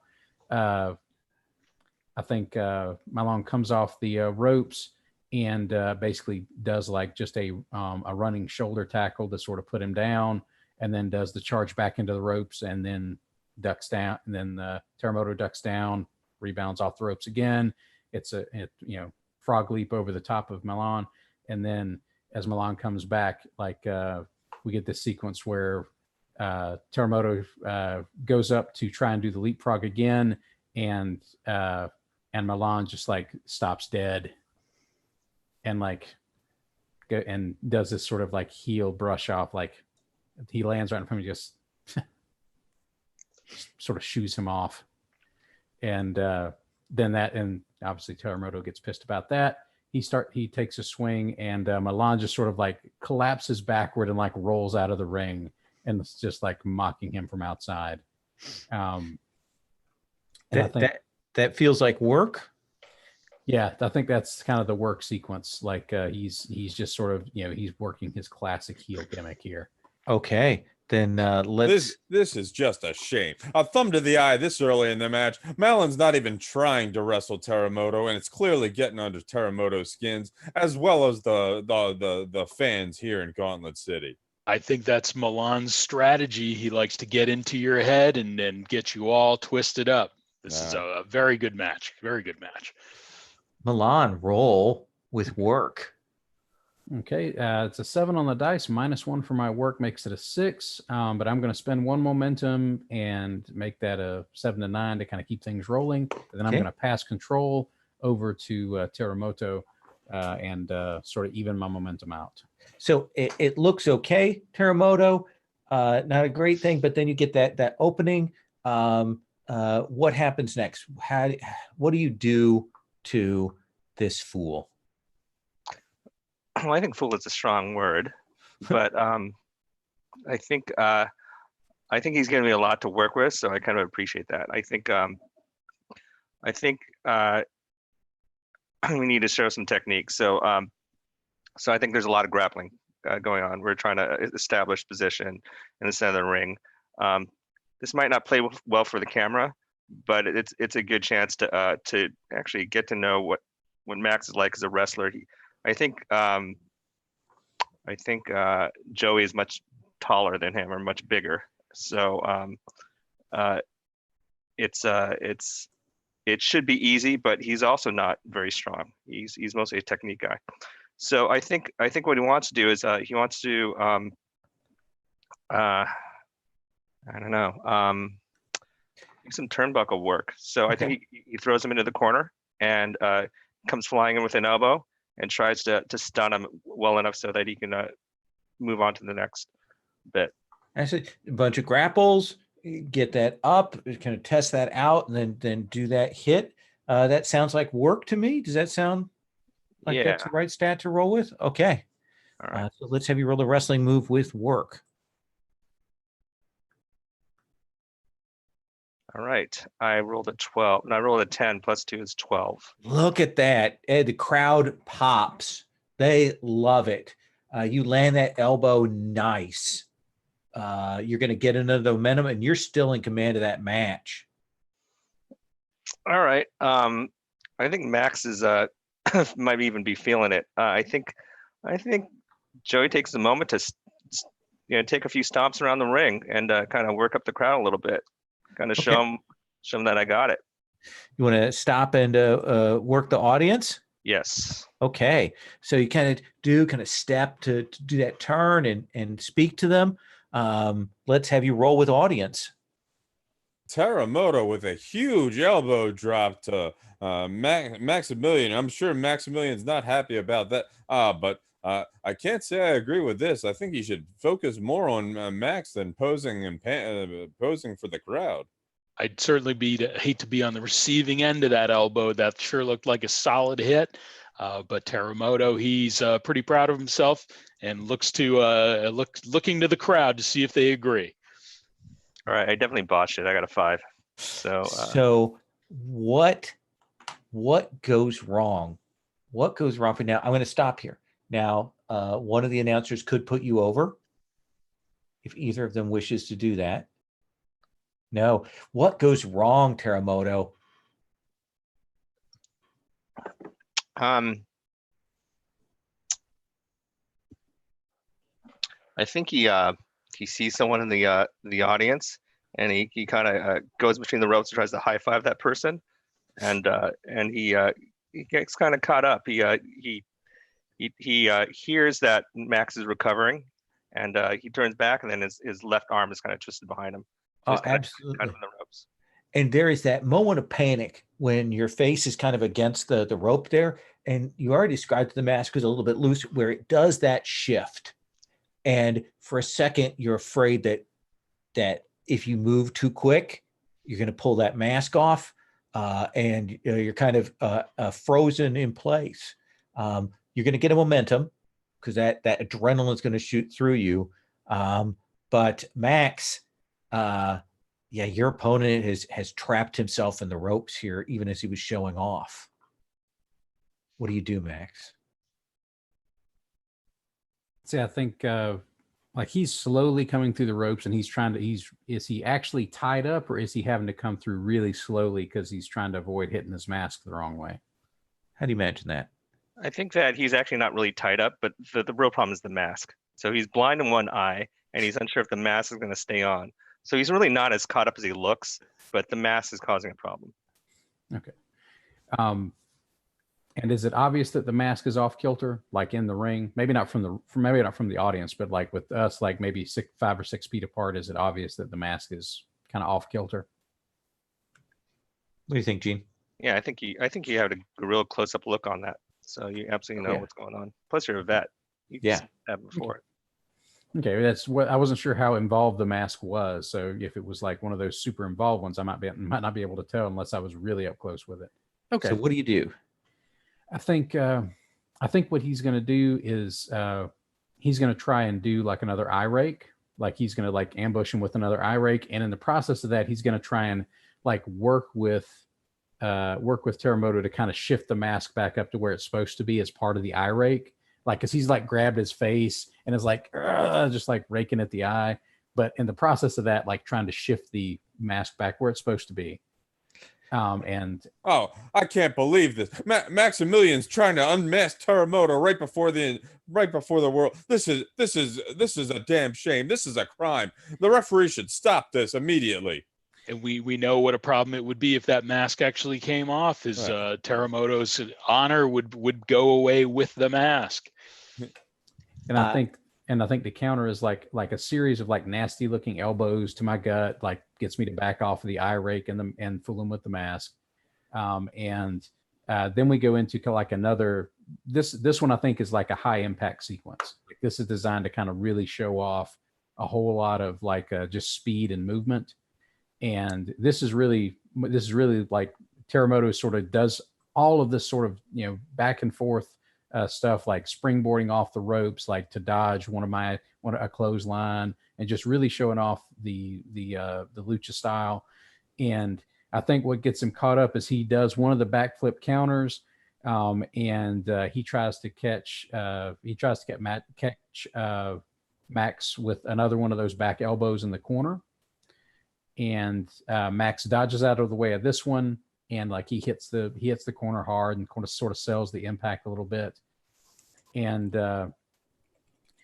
then I think I was going to say, does that feel like work? Are we hitting the high point of that sequence? Yeah, I think so. Yeah, we're okay. That point is that missed elbow is the setup for the next one. So, and I think this is probably work. Let's do it. Unless this is a heat move, do you think this is something we might have worked out? If you'd stuck with the twisting of the mask, I would have gone with the heat move. But I think here we're on work. Okay. All right, and that will be this -1. That's a 10, even with the -1. Even with the -1, so they are loving it. So you are going to get a momentum for that, and you're going to keep control of the match. Unless your opponent spends momentum to interrupt, you're still holding it. So what comes next? I think after the missed elbow, I think what Maximilian does is he is going to try and tease off that history with Teramoto a little bit. And I think he's going to set up for the Kora Kora, his old finisher that the previous Teramoto had stolen. Like, so he's playing to some of the smarks in the crowd. Like, they immediately recognize this is something that, Milan probably hasn't done in like at least a year or two, maybe more. Interesting. Do you think this is working the audience, or do you think this is a wrestling move with heat? How do you feel about this? I think this might be more of a working to the audience kind of thing, because he knows this isn't the Teramoto that did that. Like yeah, I like it. So let's have you roll with audience. All right, and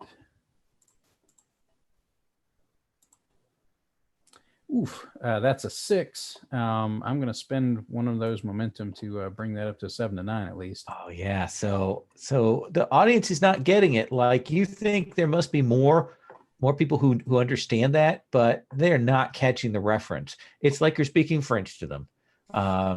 You lose them on that. But no, they play along. Yeah, I spent the momentum to bring it up to a 7 to 9. Yeah, so that's what I'm saying. Is that they don't get the whole thing. Okay, I was thinking it was. No, I'm sorry. I apologize. I should have made that clear. And with that, we have now. Oh, the Kora shades of Maxim from M. Mallon from his debut. But I think there's a lot of history there that people are failing to remember. That Teramoto Classic originally stole that move from him in the Battle of 1923 back in Mexico City. Someone bumped that up to a 10. Oh, you're going to bump that up? Okay. The announcers provide the context for this and reference that. So if you want, you can spend momentum to gain a heat with Teramoto. I think I want to spend that momentum and like bump that heat up a little bit. Okay, let's have you do that. They kind of pop for that. However, that was working the audience. So Teramoto, you get control of the match there as Mallon is basking in the glow here. Sure. All right. I think I've been humbled. I think beneath the mask, I'm feeling it. But I'm younger and bigger, so that's what's going to decide this. So I come up behind Mallon, send him into the ropes, bounce him off, and do a couple turns on him. So I bounce him off the ropes a few times. I want to get him a little stunned, and then try to do turnbuckle, do a flying elbow Okay. drop on him. Does it seem like body or work? How do you feel about it? Doing more technical, or are you just trying to use pure force? I think it's work. To be Okay, honest. sure. Let's have you roll. And these are all classic. There's nothing particularly strength involved here. Okay. Yeah. Anyway. All right. I rolled an 11. Oh, look Plus at 2 that. at 13. Oh yeah. So you will definitely land. Oh my God! Look at that. He's like a human highlight reel. Look at the way he soars through the air. Don't forget, you get that audience. Yeah. Yeah. Cool. Get that audience. Yeah. So I'm purely at work at this point. Okay. So, I mean, I'm not going to preen or do anything. I'm just gonna. I need to see if I can take this guy down. Yeah, absolutely. So yeah, thank you for pointing out the move there. And so, yeah, where do you go from there? I think so. I've set him up. I've spun around a few times. He might be like in the middle of the ring, kind of dizzy or trying to catch up a little bit. I speedily hop onto the turnbuckle, get ready to do my finisher, which is a flying elbow. So here is the thing: as you get up onto there, you're not booked to win. All right. Okay. You kind of get up there. You're kind of excited, Teramoto, because got him on the ropes, but Malin is the one who is booked to win. Now, what do you want to do? Do you want to? I mean, you have some options, but do you want to break kayfabe?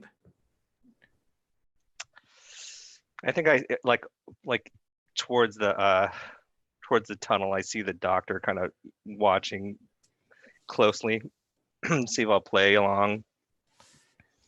I think I'm gonna throw a botch on this one. I'm gonna miss intentionally. Okay. Set up Max. So Max, he is. So tell me what this botch looks like, because you do it with some skill to set him up. Yeah, I think when I spun around, I spun him in just the right way, so he can throw an elbow on me or counter the move. So he's facing me and he's in good position when I climb up on the turnbuckle and I look around. I could do the move. I rolled really well. This is a really good moment for me, but I kind of have to swallow my pride and say, Max, you ready? Maybe a little bit loud. I'm not really great at this. Okay.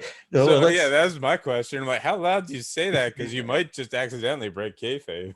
Yeah, let's see what Max does, because I think that'll for his finisher, because that could play into the results here. Max, I think he's going to like yell at him, like in character, like say some nonsense in French, nothing that actually really means anything, because nobody can really understand it as he's yelling in the ring anyway.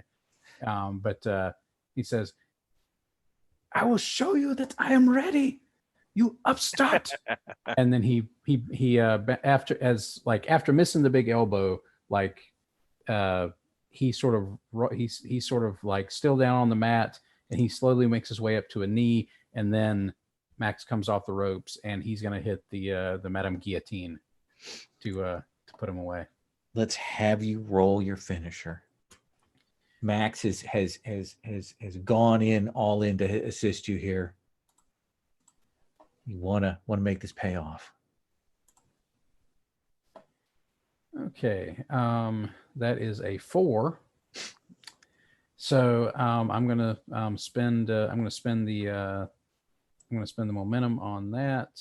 That'll be 2 momentum, or see, yeah, I've got 3 momentum left. That'll bring me up to a 7. Yeah, have that pay off, and I think obviously the effect is he's helping, like he's putting it up in there to make it look good. All right, so it would both gain a momentum on that, and you'll hit the guillotine. The audience will pop. Were either of you at Heat 4? I was not. That was No. three, but not quite. Okay. So yeah, and it's the audience digs it. You two are good in the ring together. They are liking it, so they will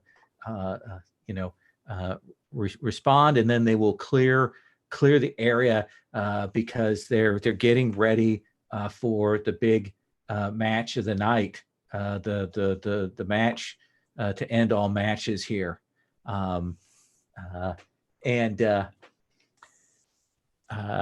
Dallas, Sir, hey, how are you doing? doing all right. Dallas, Wolf comes up to you, and as you've arrived late, and he's like, I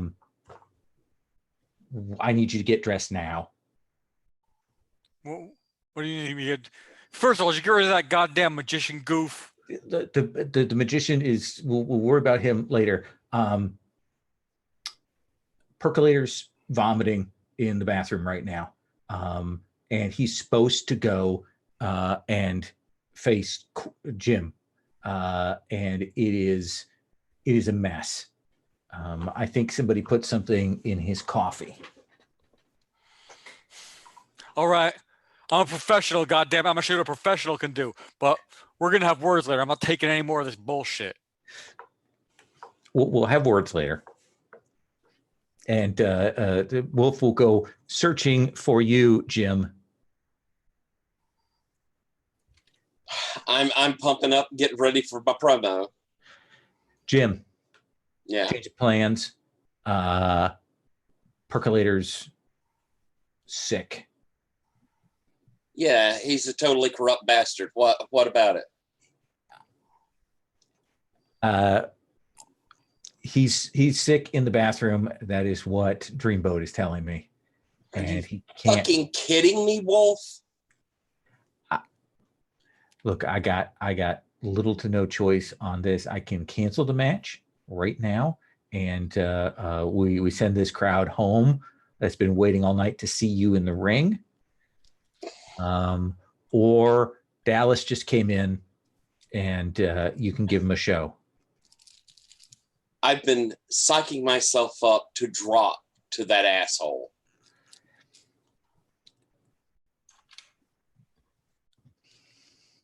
Fine. Yeah. He At says, least Dave is sort of a professional.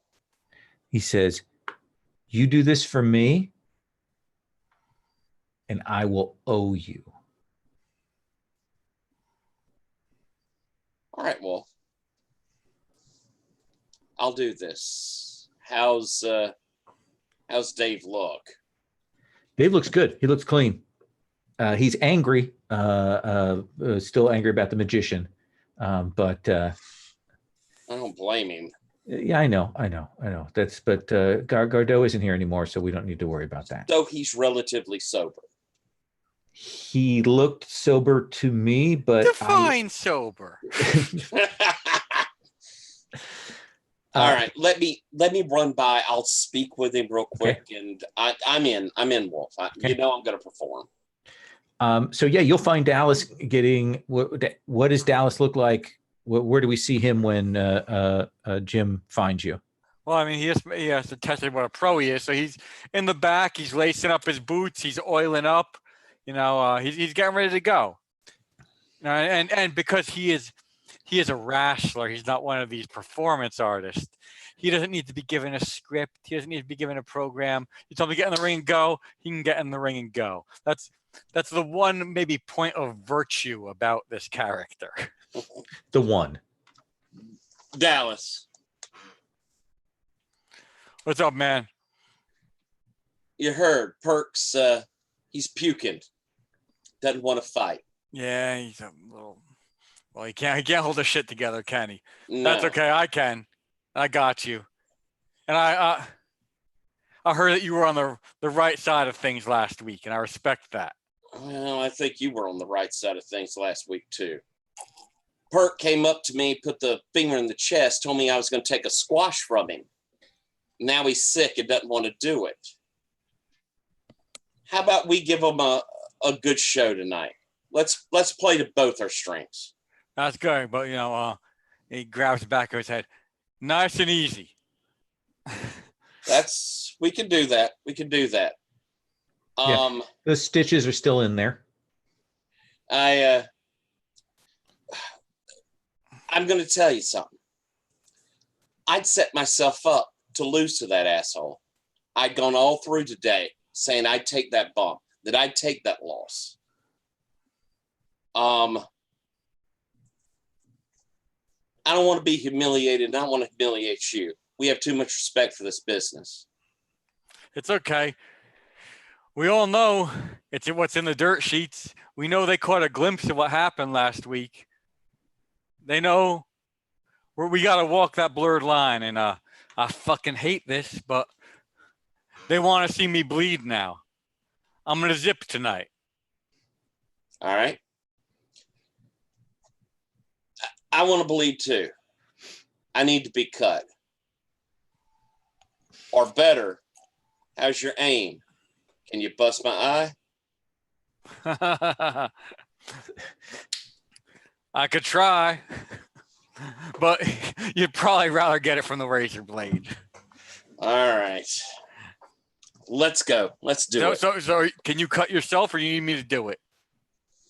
I would rather I do it than let you blade me, buddy. All right. But all right. Remember, it's going to look like it hurts, but it's not going to hurt.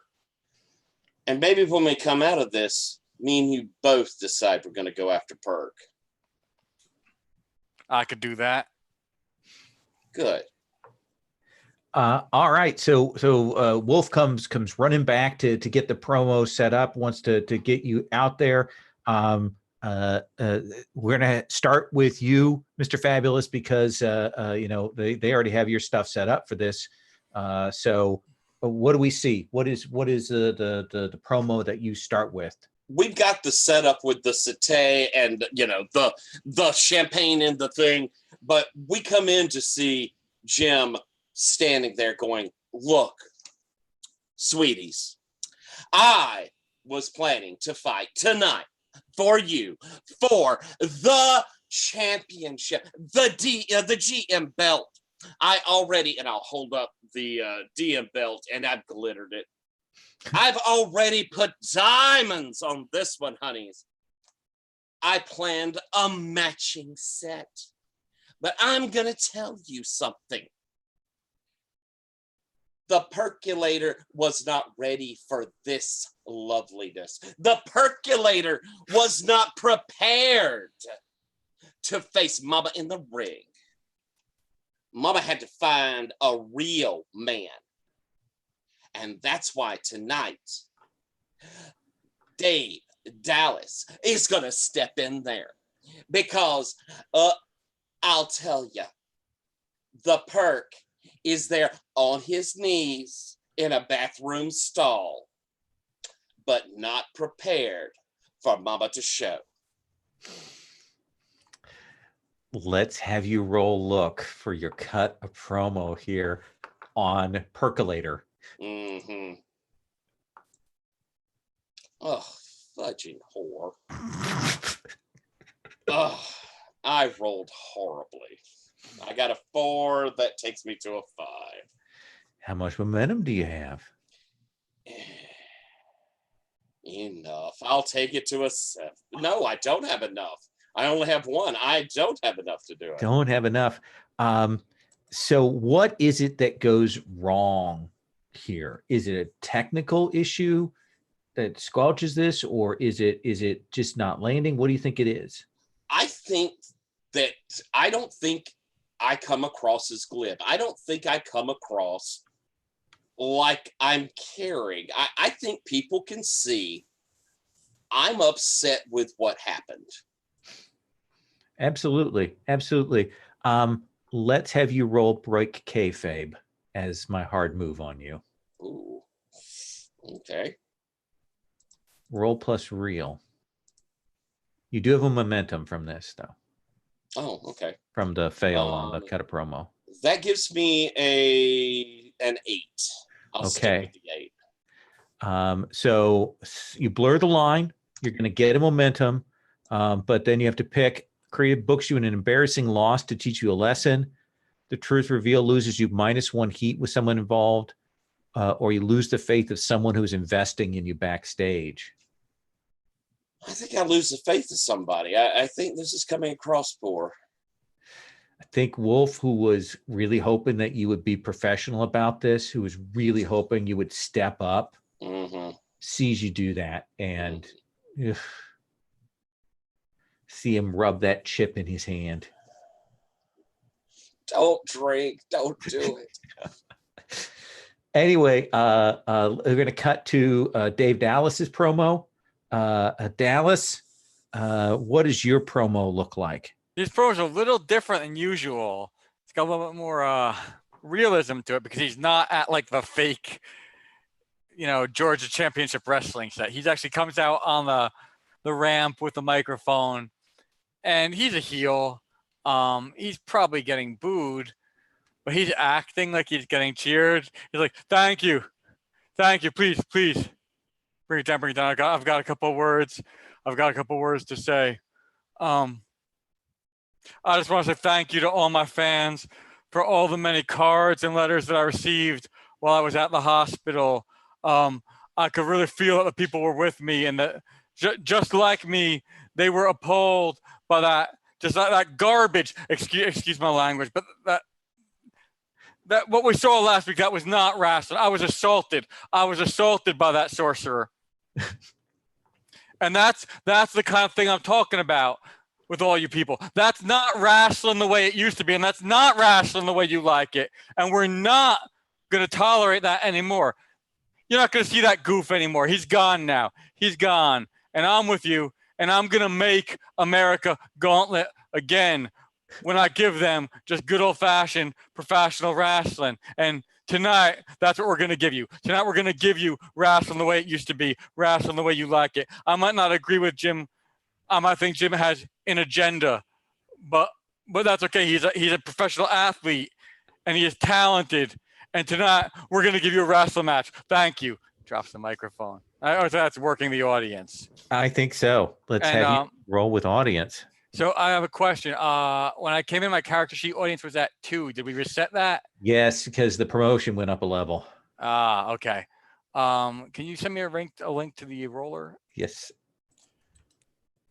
I'll jump on his commentary in the meantime. I can't believe that we gotta put up with this idiot once more. I can't wait for Jim Queen to shut Yellow Rose's mouth straight to hell. There's the roller. All right, thank you, sir. Anyone else went on the announce table? Gene, do you want a shot at announcing?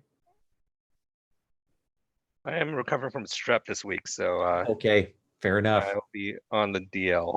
Okay, sure. The announcer job is getting hard because I think pretty much all of the big name announcers have analogs now. Like you got to be like Bob Cottle or something if you're coming in. Anyone else want to be on the table? See, I'll step in on this one. Okay. What'd you get there? All right, we're gonna roll that right now. And so it is a 6. A 6. You start with momentum. Start with momentum, right? So I will spend the momentum. I don't want a face plant coming in off of my thing last week. Absolutely. So on Work the Audience, they play along. They're with you. They're not super hot, but they're with it. They're still smarting because they wanted to see Percolator. So you will get a momentum back. So kind of out there. That's right. Listen to the Gauntlet City Proud telling Dallas exactly what they think of him. They don't want him here. Nobody wants him here. Come on, Mr. Fabulous. Send him packing already. That is so good. and Dallas has already kind of walked down to the ring, waving out there. Mr. Fabulous, what does your entrance look like? I think we get the beginning of Let's Have a Kiki, and because Jim does have a little money, there is some sparkle coming up, as he steps out, but he's very businesslike this time coming down. He will go down and move through the crowd, but rather than like slapping hands, he's tapping and holding hands. This sort of looking at support, I'm here with you, building up that connection. And of course, I am triggering my amazing entrance. Oh, okay. And is that a rolled one? It is. Okay. And I'm Roll plus audience. 7, 8, 9, and I will spend that last momentum. Perfect. Which I will get some back. Gain a heat. I don't need heat. Oh, you're already at a 4 with Jim. That's what the 10 plus gets you. So. Yeah, so I'll hold back. I'll save my momentum and just gain the momentum. Okay. So I'll take it. That'll take me up to 3. Yeah. Yeah. I think that amazing entrance actually looks good, and I think once you hit the ring, I think you're going to start in control of this match. Then. All right, then. I'll do the baseball slide underneath the bottom rope. Immediately pop up, and as the bell's ringing, I'm moving in to fight. And I think that we might have had Dave often will kind of do a hand or, give a little bit of like the moment waiting for the bell. But I think we meet right up. I mean, it's not like there's no low blow. There's no surprise on it. We just go in and we start trading. Starts going back and forth, and Fabulous gets the advantage and gets a couple in before going into the whip. Off the ropes, catches with a body to body. But again, being very careful to kind of support is moving in. That's not the high point because it's a roll off of that to move over, pull him up, and go into like a half chicken wing, honestly, but a pull up. So I whisper into him, I'm like, give me a minute, and then just start working me over. And from that chicken wing, I lift and do a sitting plant. Oof. Does that feel like a body or work? I think that's body. I think it's coming up strong and it's looking athletic. Okay. Let's have you roll.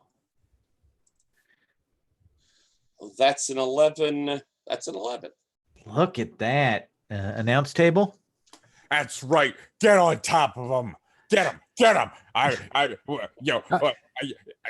I've never felt. I know I'm normally not cheering for the goody two shoes like this, but God, I hate Dallas so much, and I can't. I don't think anyone could stand it if Dave Dallas won the title off of Mr. Fabulous. I mean, this crowd was expecting a title match. They can't be robbed of that. Is the title even on the line? I don't even know what's going on right now.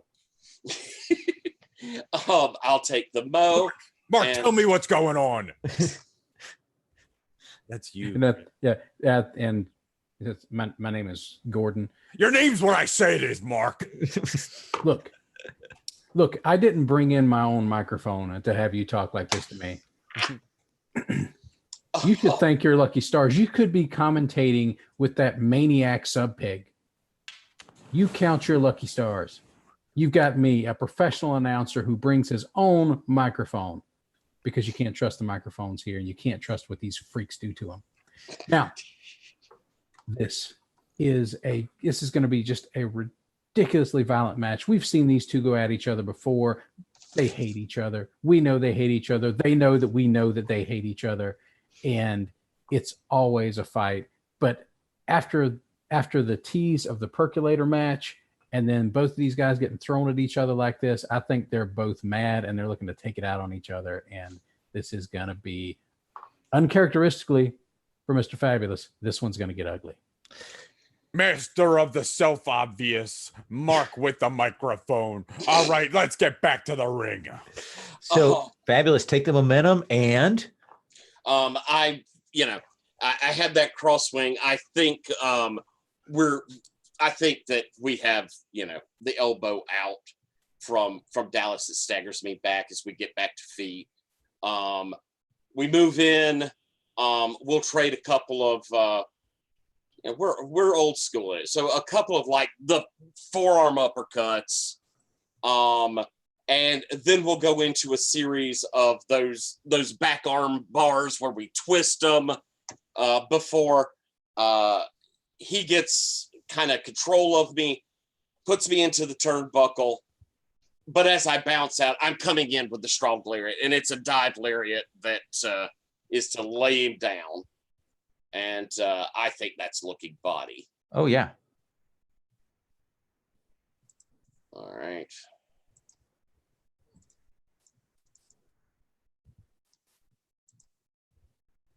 All right, that gives me a 7.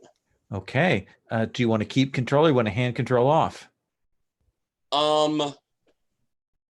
Honestly, I think, Matt, if you'll indulge me a moment, I'm gonna hang on to control.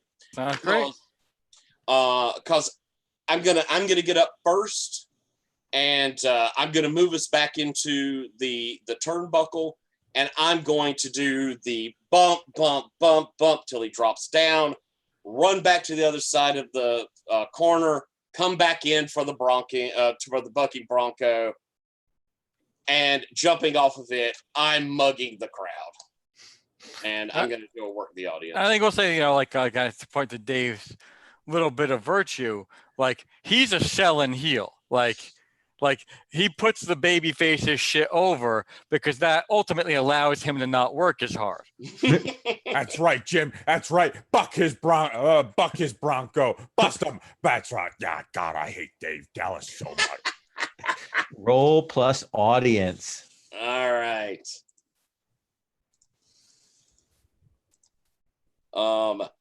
That gives me a 10. Okay. So you've already got heat 4, right? Yep. Now you can spend heat to gain spend a momentum to gain heat with an upcoming opponent.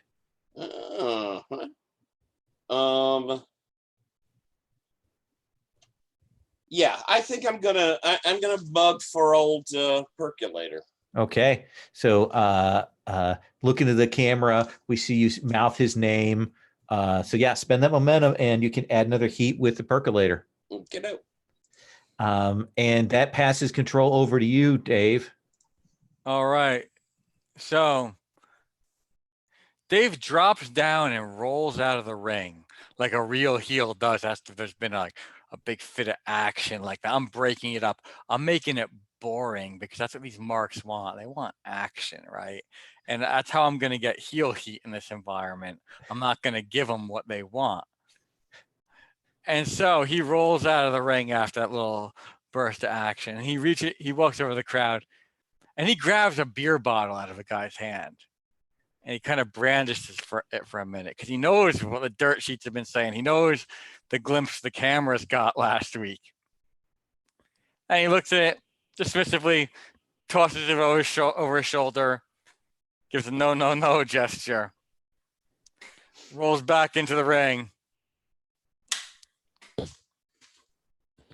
Whoa, knocked my camera down. I was like, so what happened? So I don't know what happened. Somehow, it's not even working anymore, which is, because I guess if it gets tugged, it shuts off. Anyway, so he wants to lock up. He's playing like old school fair and square now. He wants to do the test of strength to Jim. Jim, do you meet him? Sorry. Absolutely. And like a sucker, he gets a kick in the gut, and he's into the abdominal stretch. Oh, no. And the abdominal stretch is one of, it should be both these guys' favorite moves, because the move that just lets both of you flex, basically. Like, So this is very, very performative now. He's got him in the abdominal stretch. And Jim, I would imagine he's like selling suffering. So do you think that's a signature thing for you, or do you think this is a physique thing? I would say this is probably more than physique. This is signature for what I would do. Yeah, you guys said that this is something for you. So let's have you roll with work. I tell you what, Mark with the microphone. If this was any other man, I would have applauded his tactics. But it's gosh darn Yellow Rose. He's yellow. He's not the yellow. He should be the yellow belly, Dave Dallas. All right, so that's a 9. All right. So you can keep control, or you can hand control off and get a momentum. I will hand control off and gain a momentum. Okay. Does that, you flex and then control passes back to you. You're muted. Take a drink. Damn it. Yeah. Thank you. I think I work it down till I get the hip toss out of it. Hip tossing him over, and I'll bounce back to the rope and drop the elbow, but we're both laid out.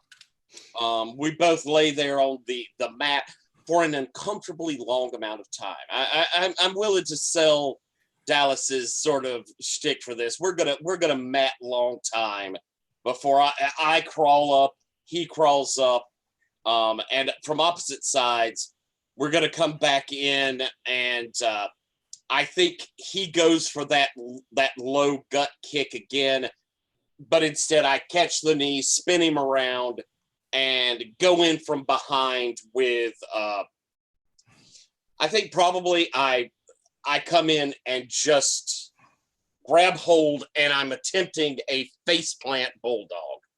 Ooh. Does that seem like body? That's probably work. Okay, that makes sense.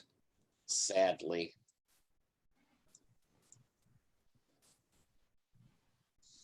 That's a 5.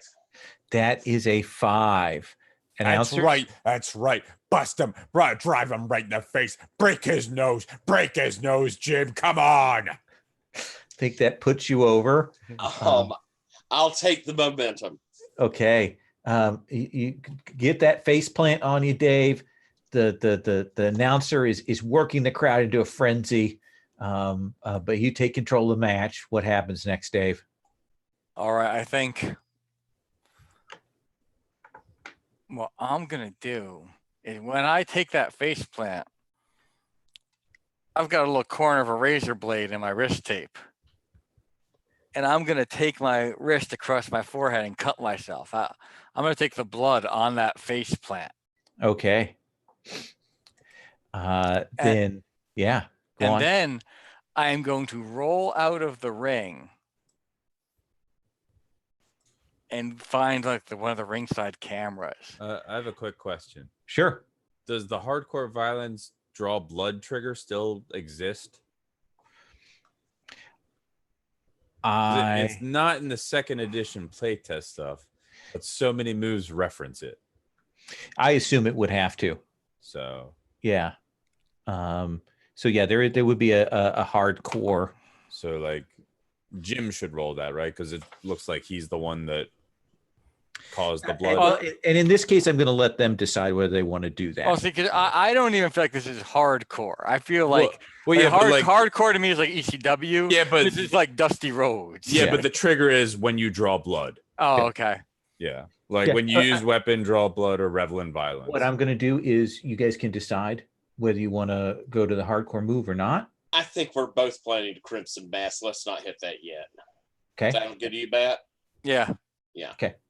So you go to the camera.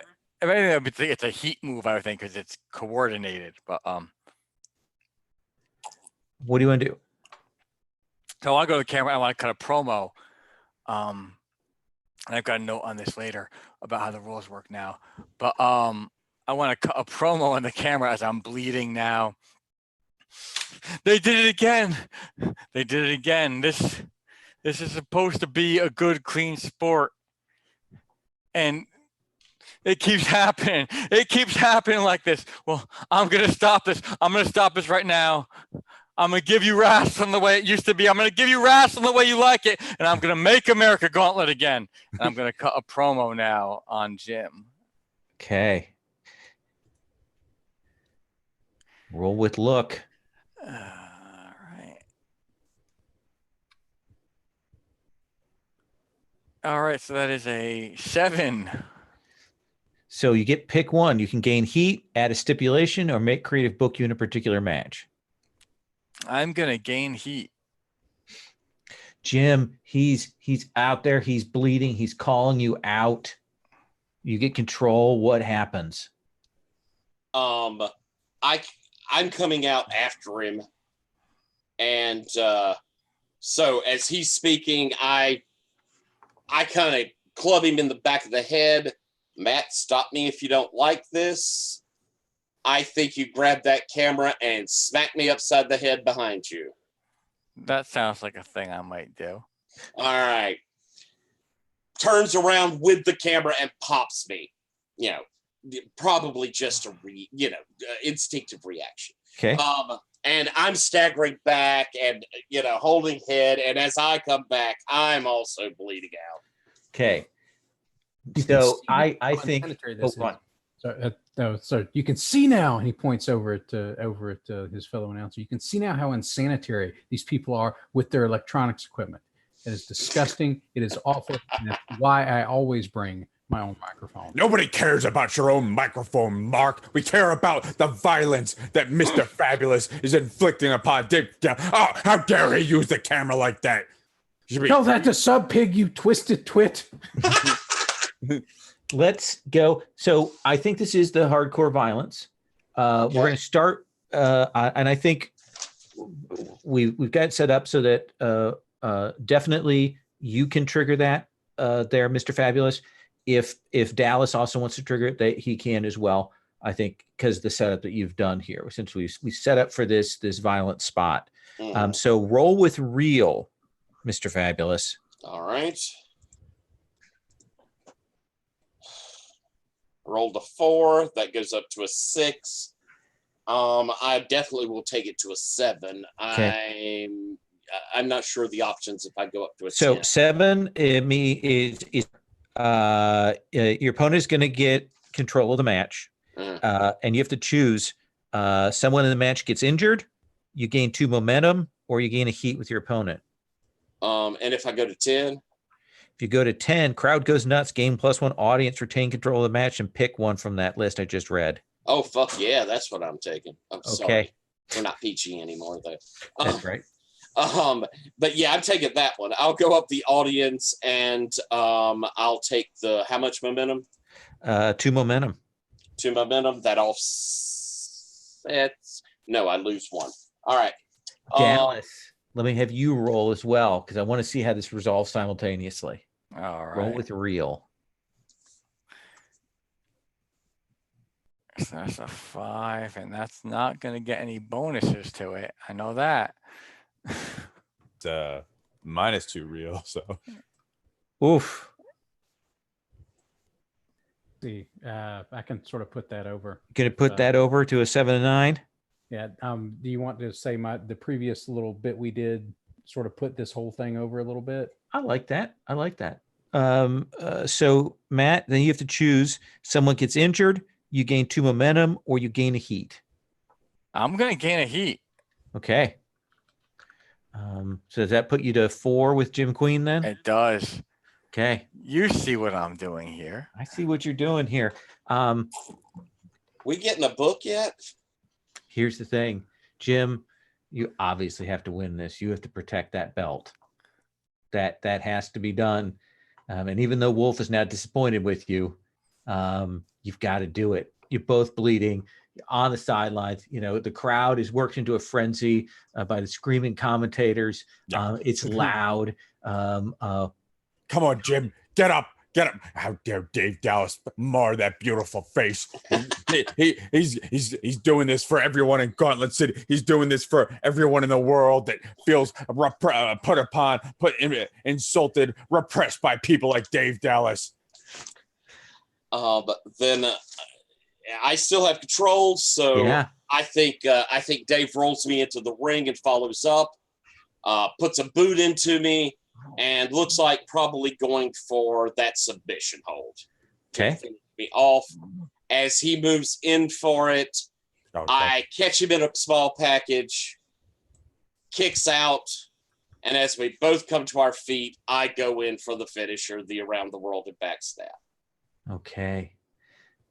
Let's have you roll your finisher. All right. And again, it's kind of like, seems like, that's a terrible roll, that Dave has it well in hand, but so quick is that snap. I rolled a 5. I have the momentum, though, to take it up to a 7. Going to push it up to there. They make you work for it. Choose one. They obviously allow you to get the win, gain a heat with them, or they push you to look better. You both gain momentum. Oh, we do. Momentum. That's a shame. Yeah. Is that? No, my No. finisher is. 79. I'm sorry. I'm looking at the wrong column here. Go Yeah. on. Need to hit your finisher twice. Choose one. It makes you both look strong, gain a heat with each other, or they almost had you get. They gain +1 audience. They gain that audience. I think I hit it and go for the float over. He kicks. And as he staggers back up, I have to go for the double dip on it. And that time, there's no kick. So, Dave, you gain an audience as you get taken down, but you are at Jim. You're only at 3 with Jim Queen, so you don't gain another one. I got 3 in that match with him.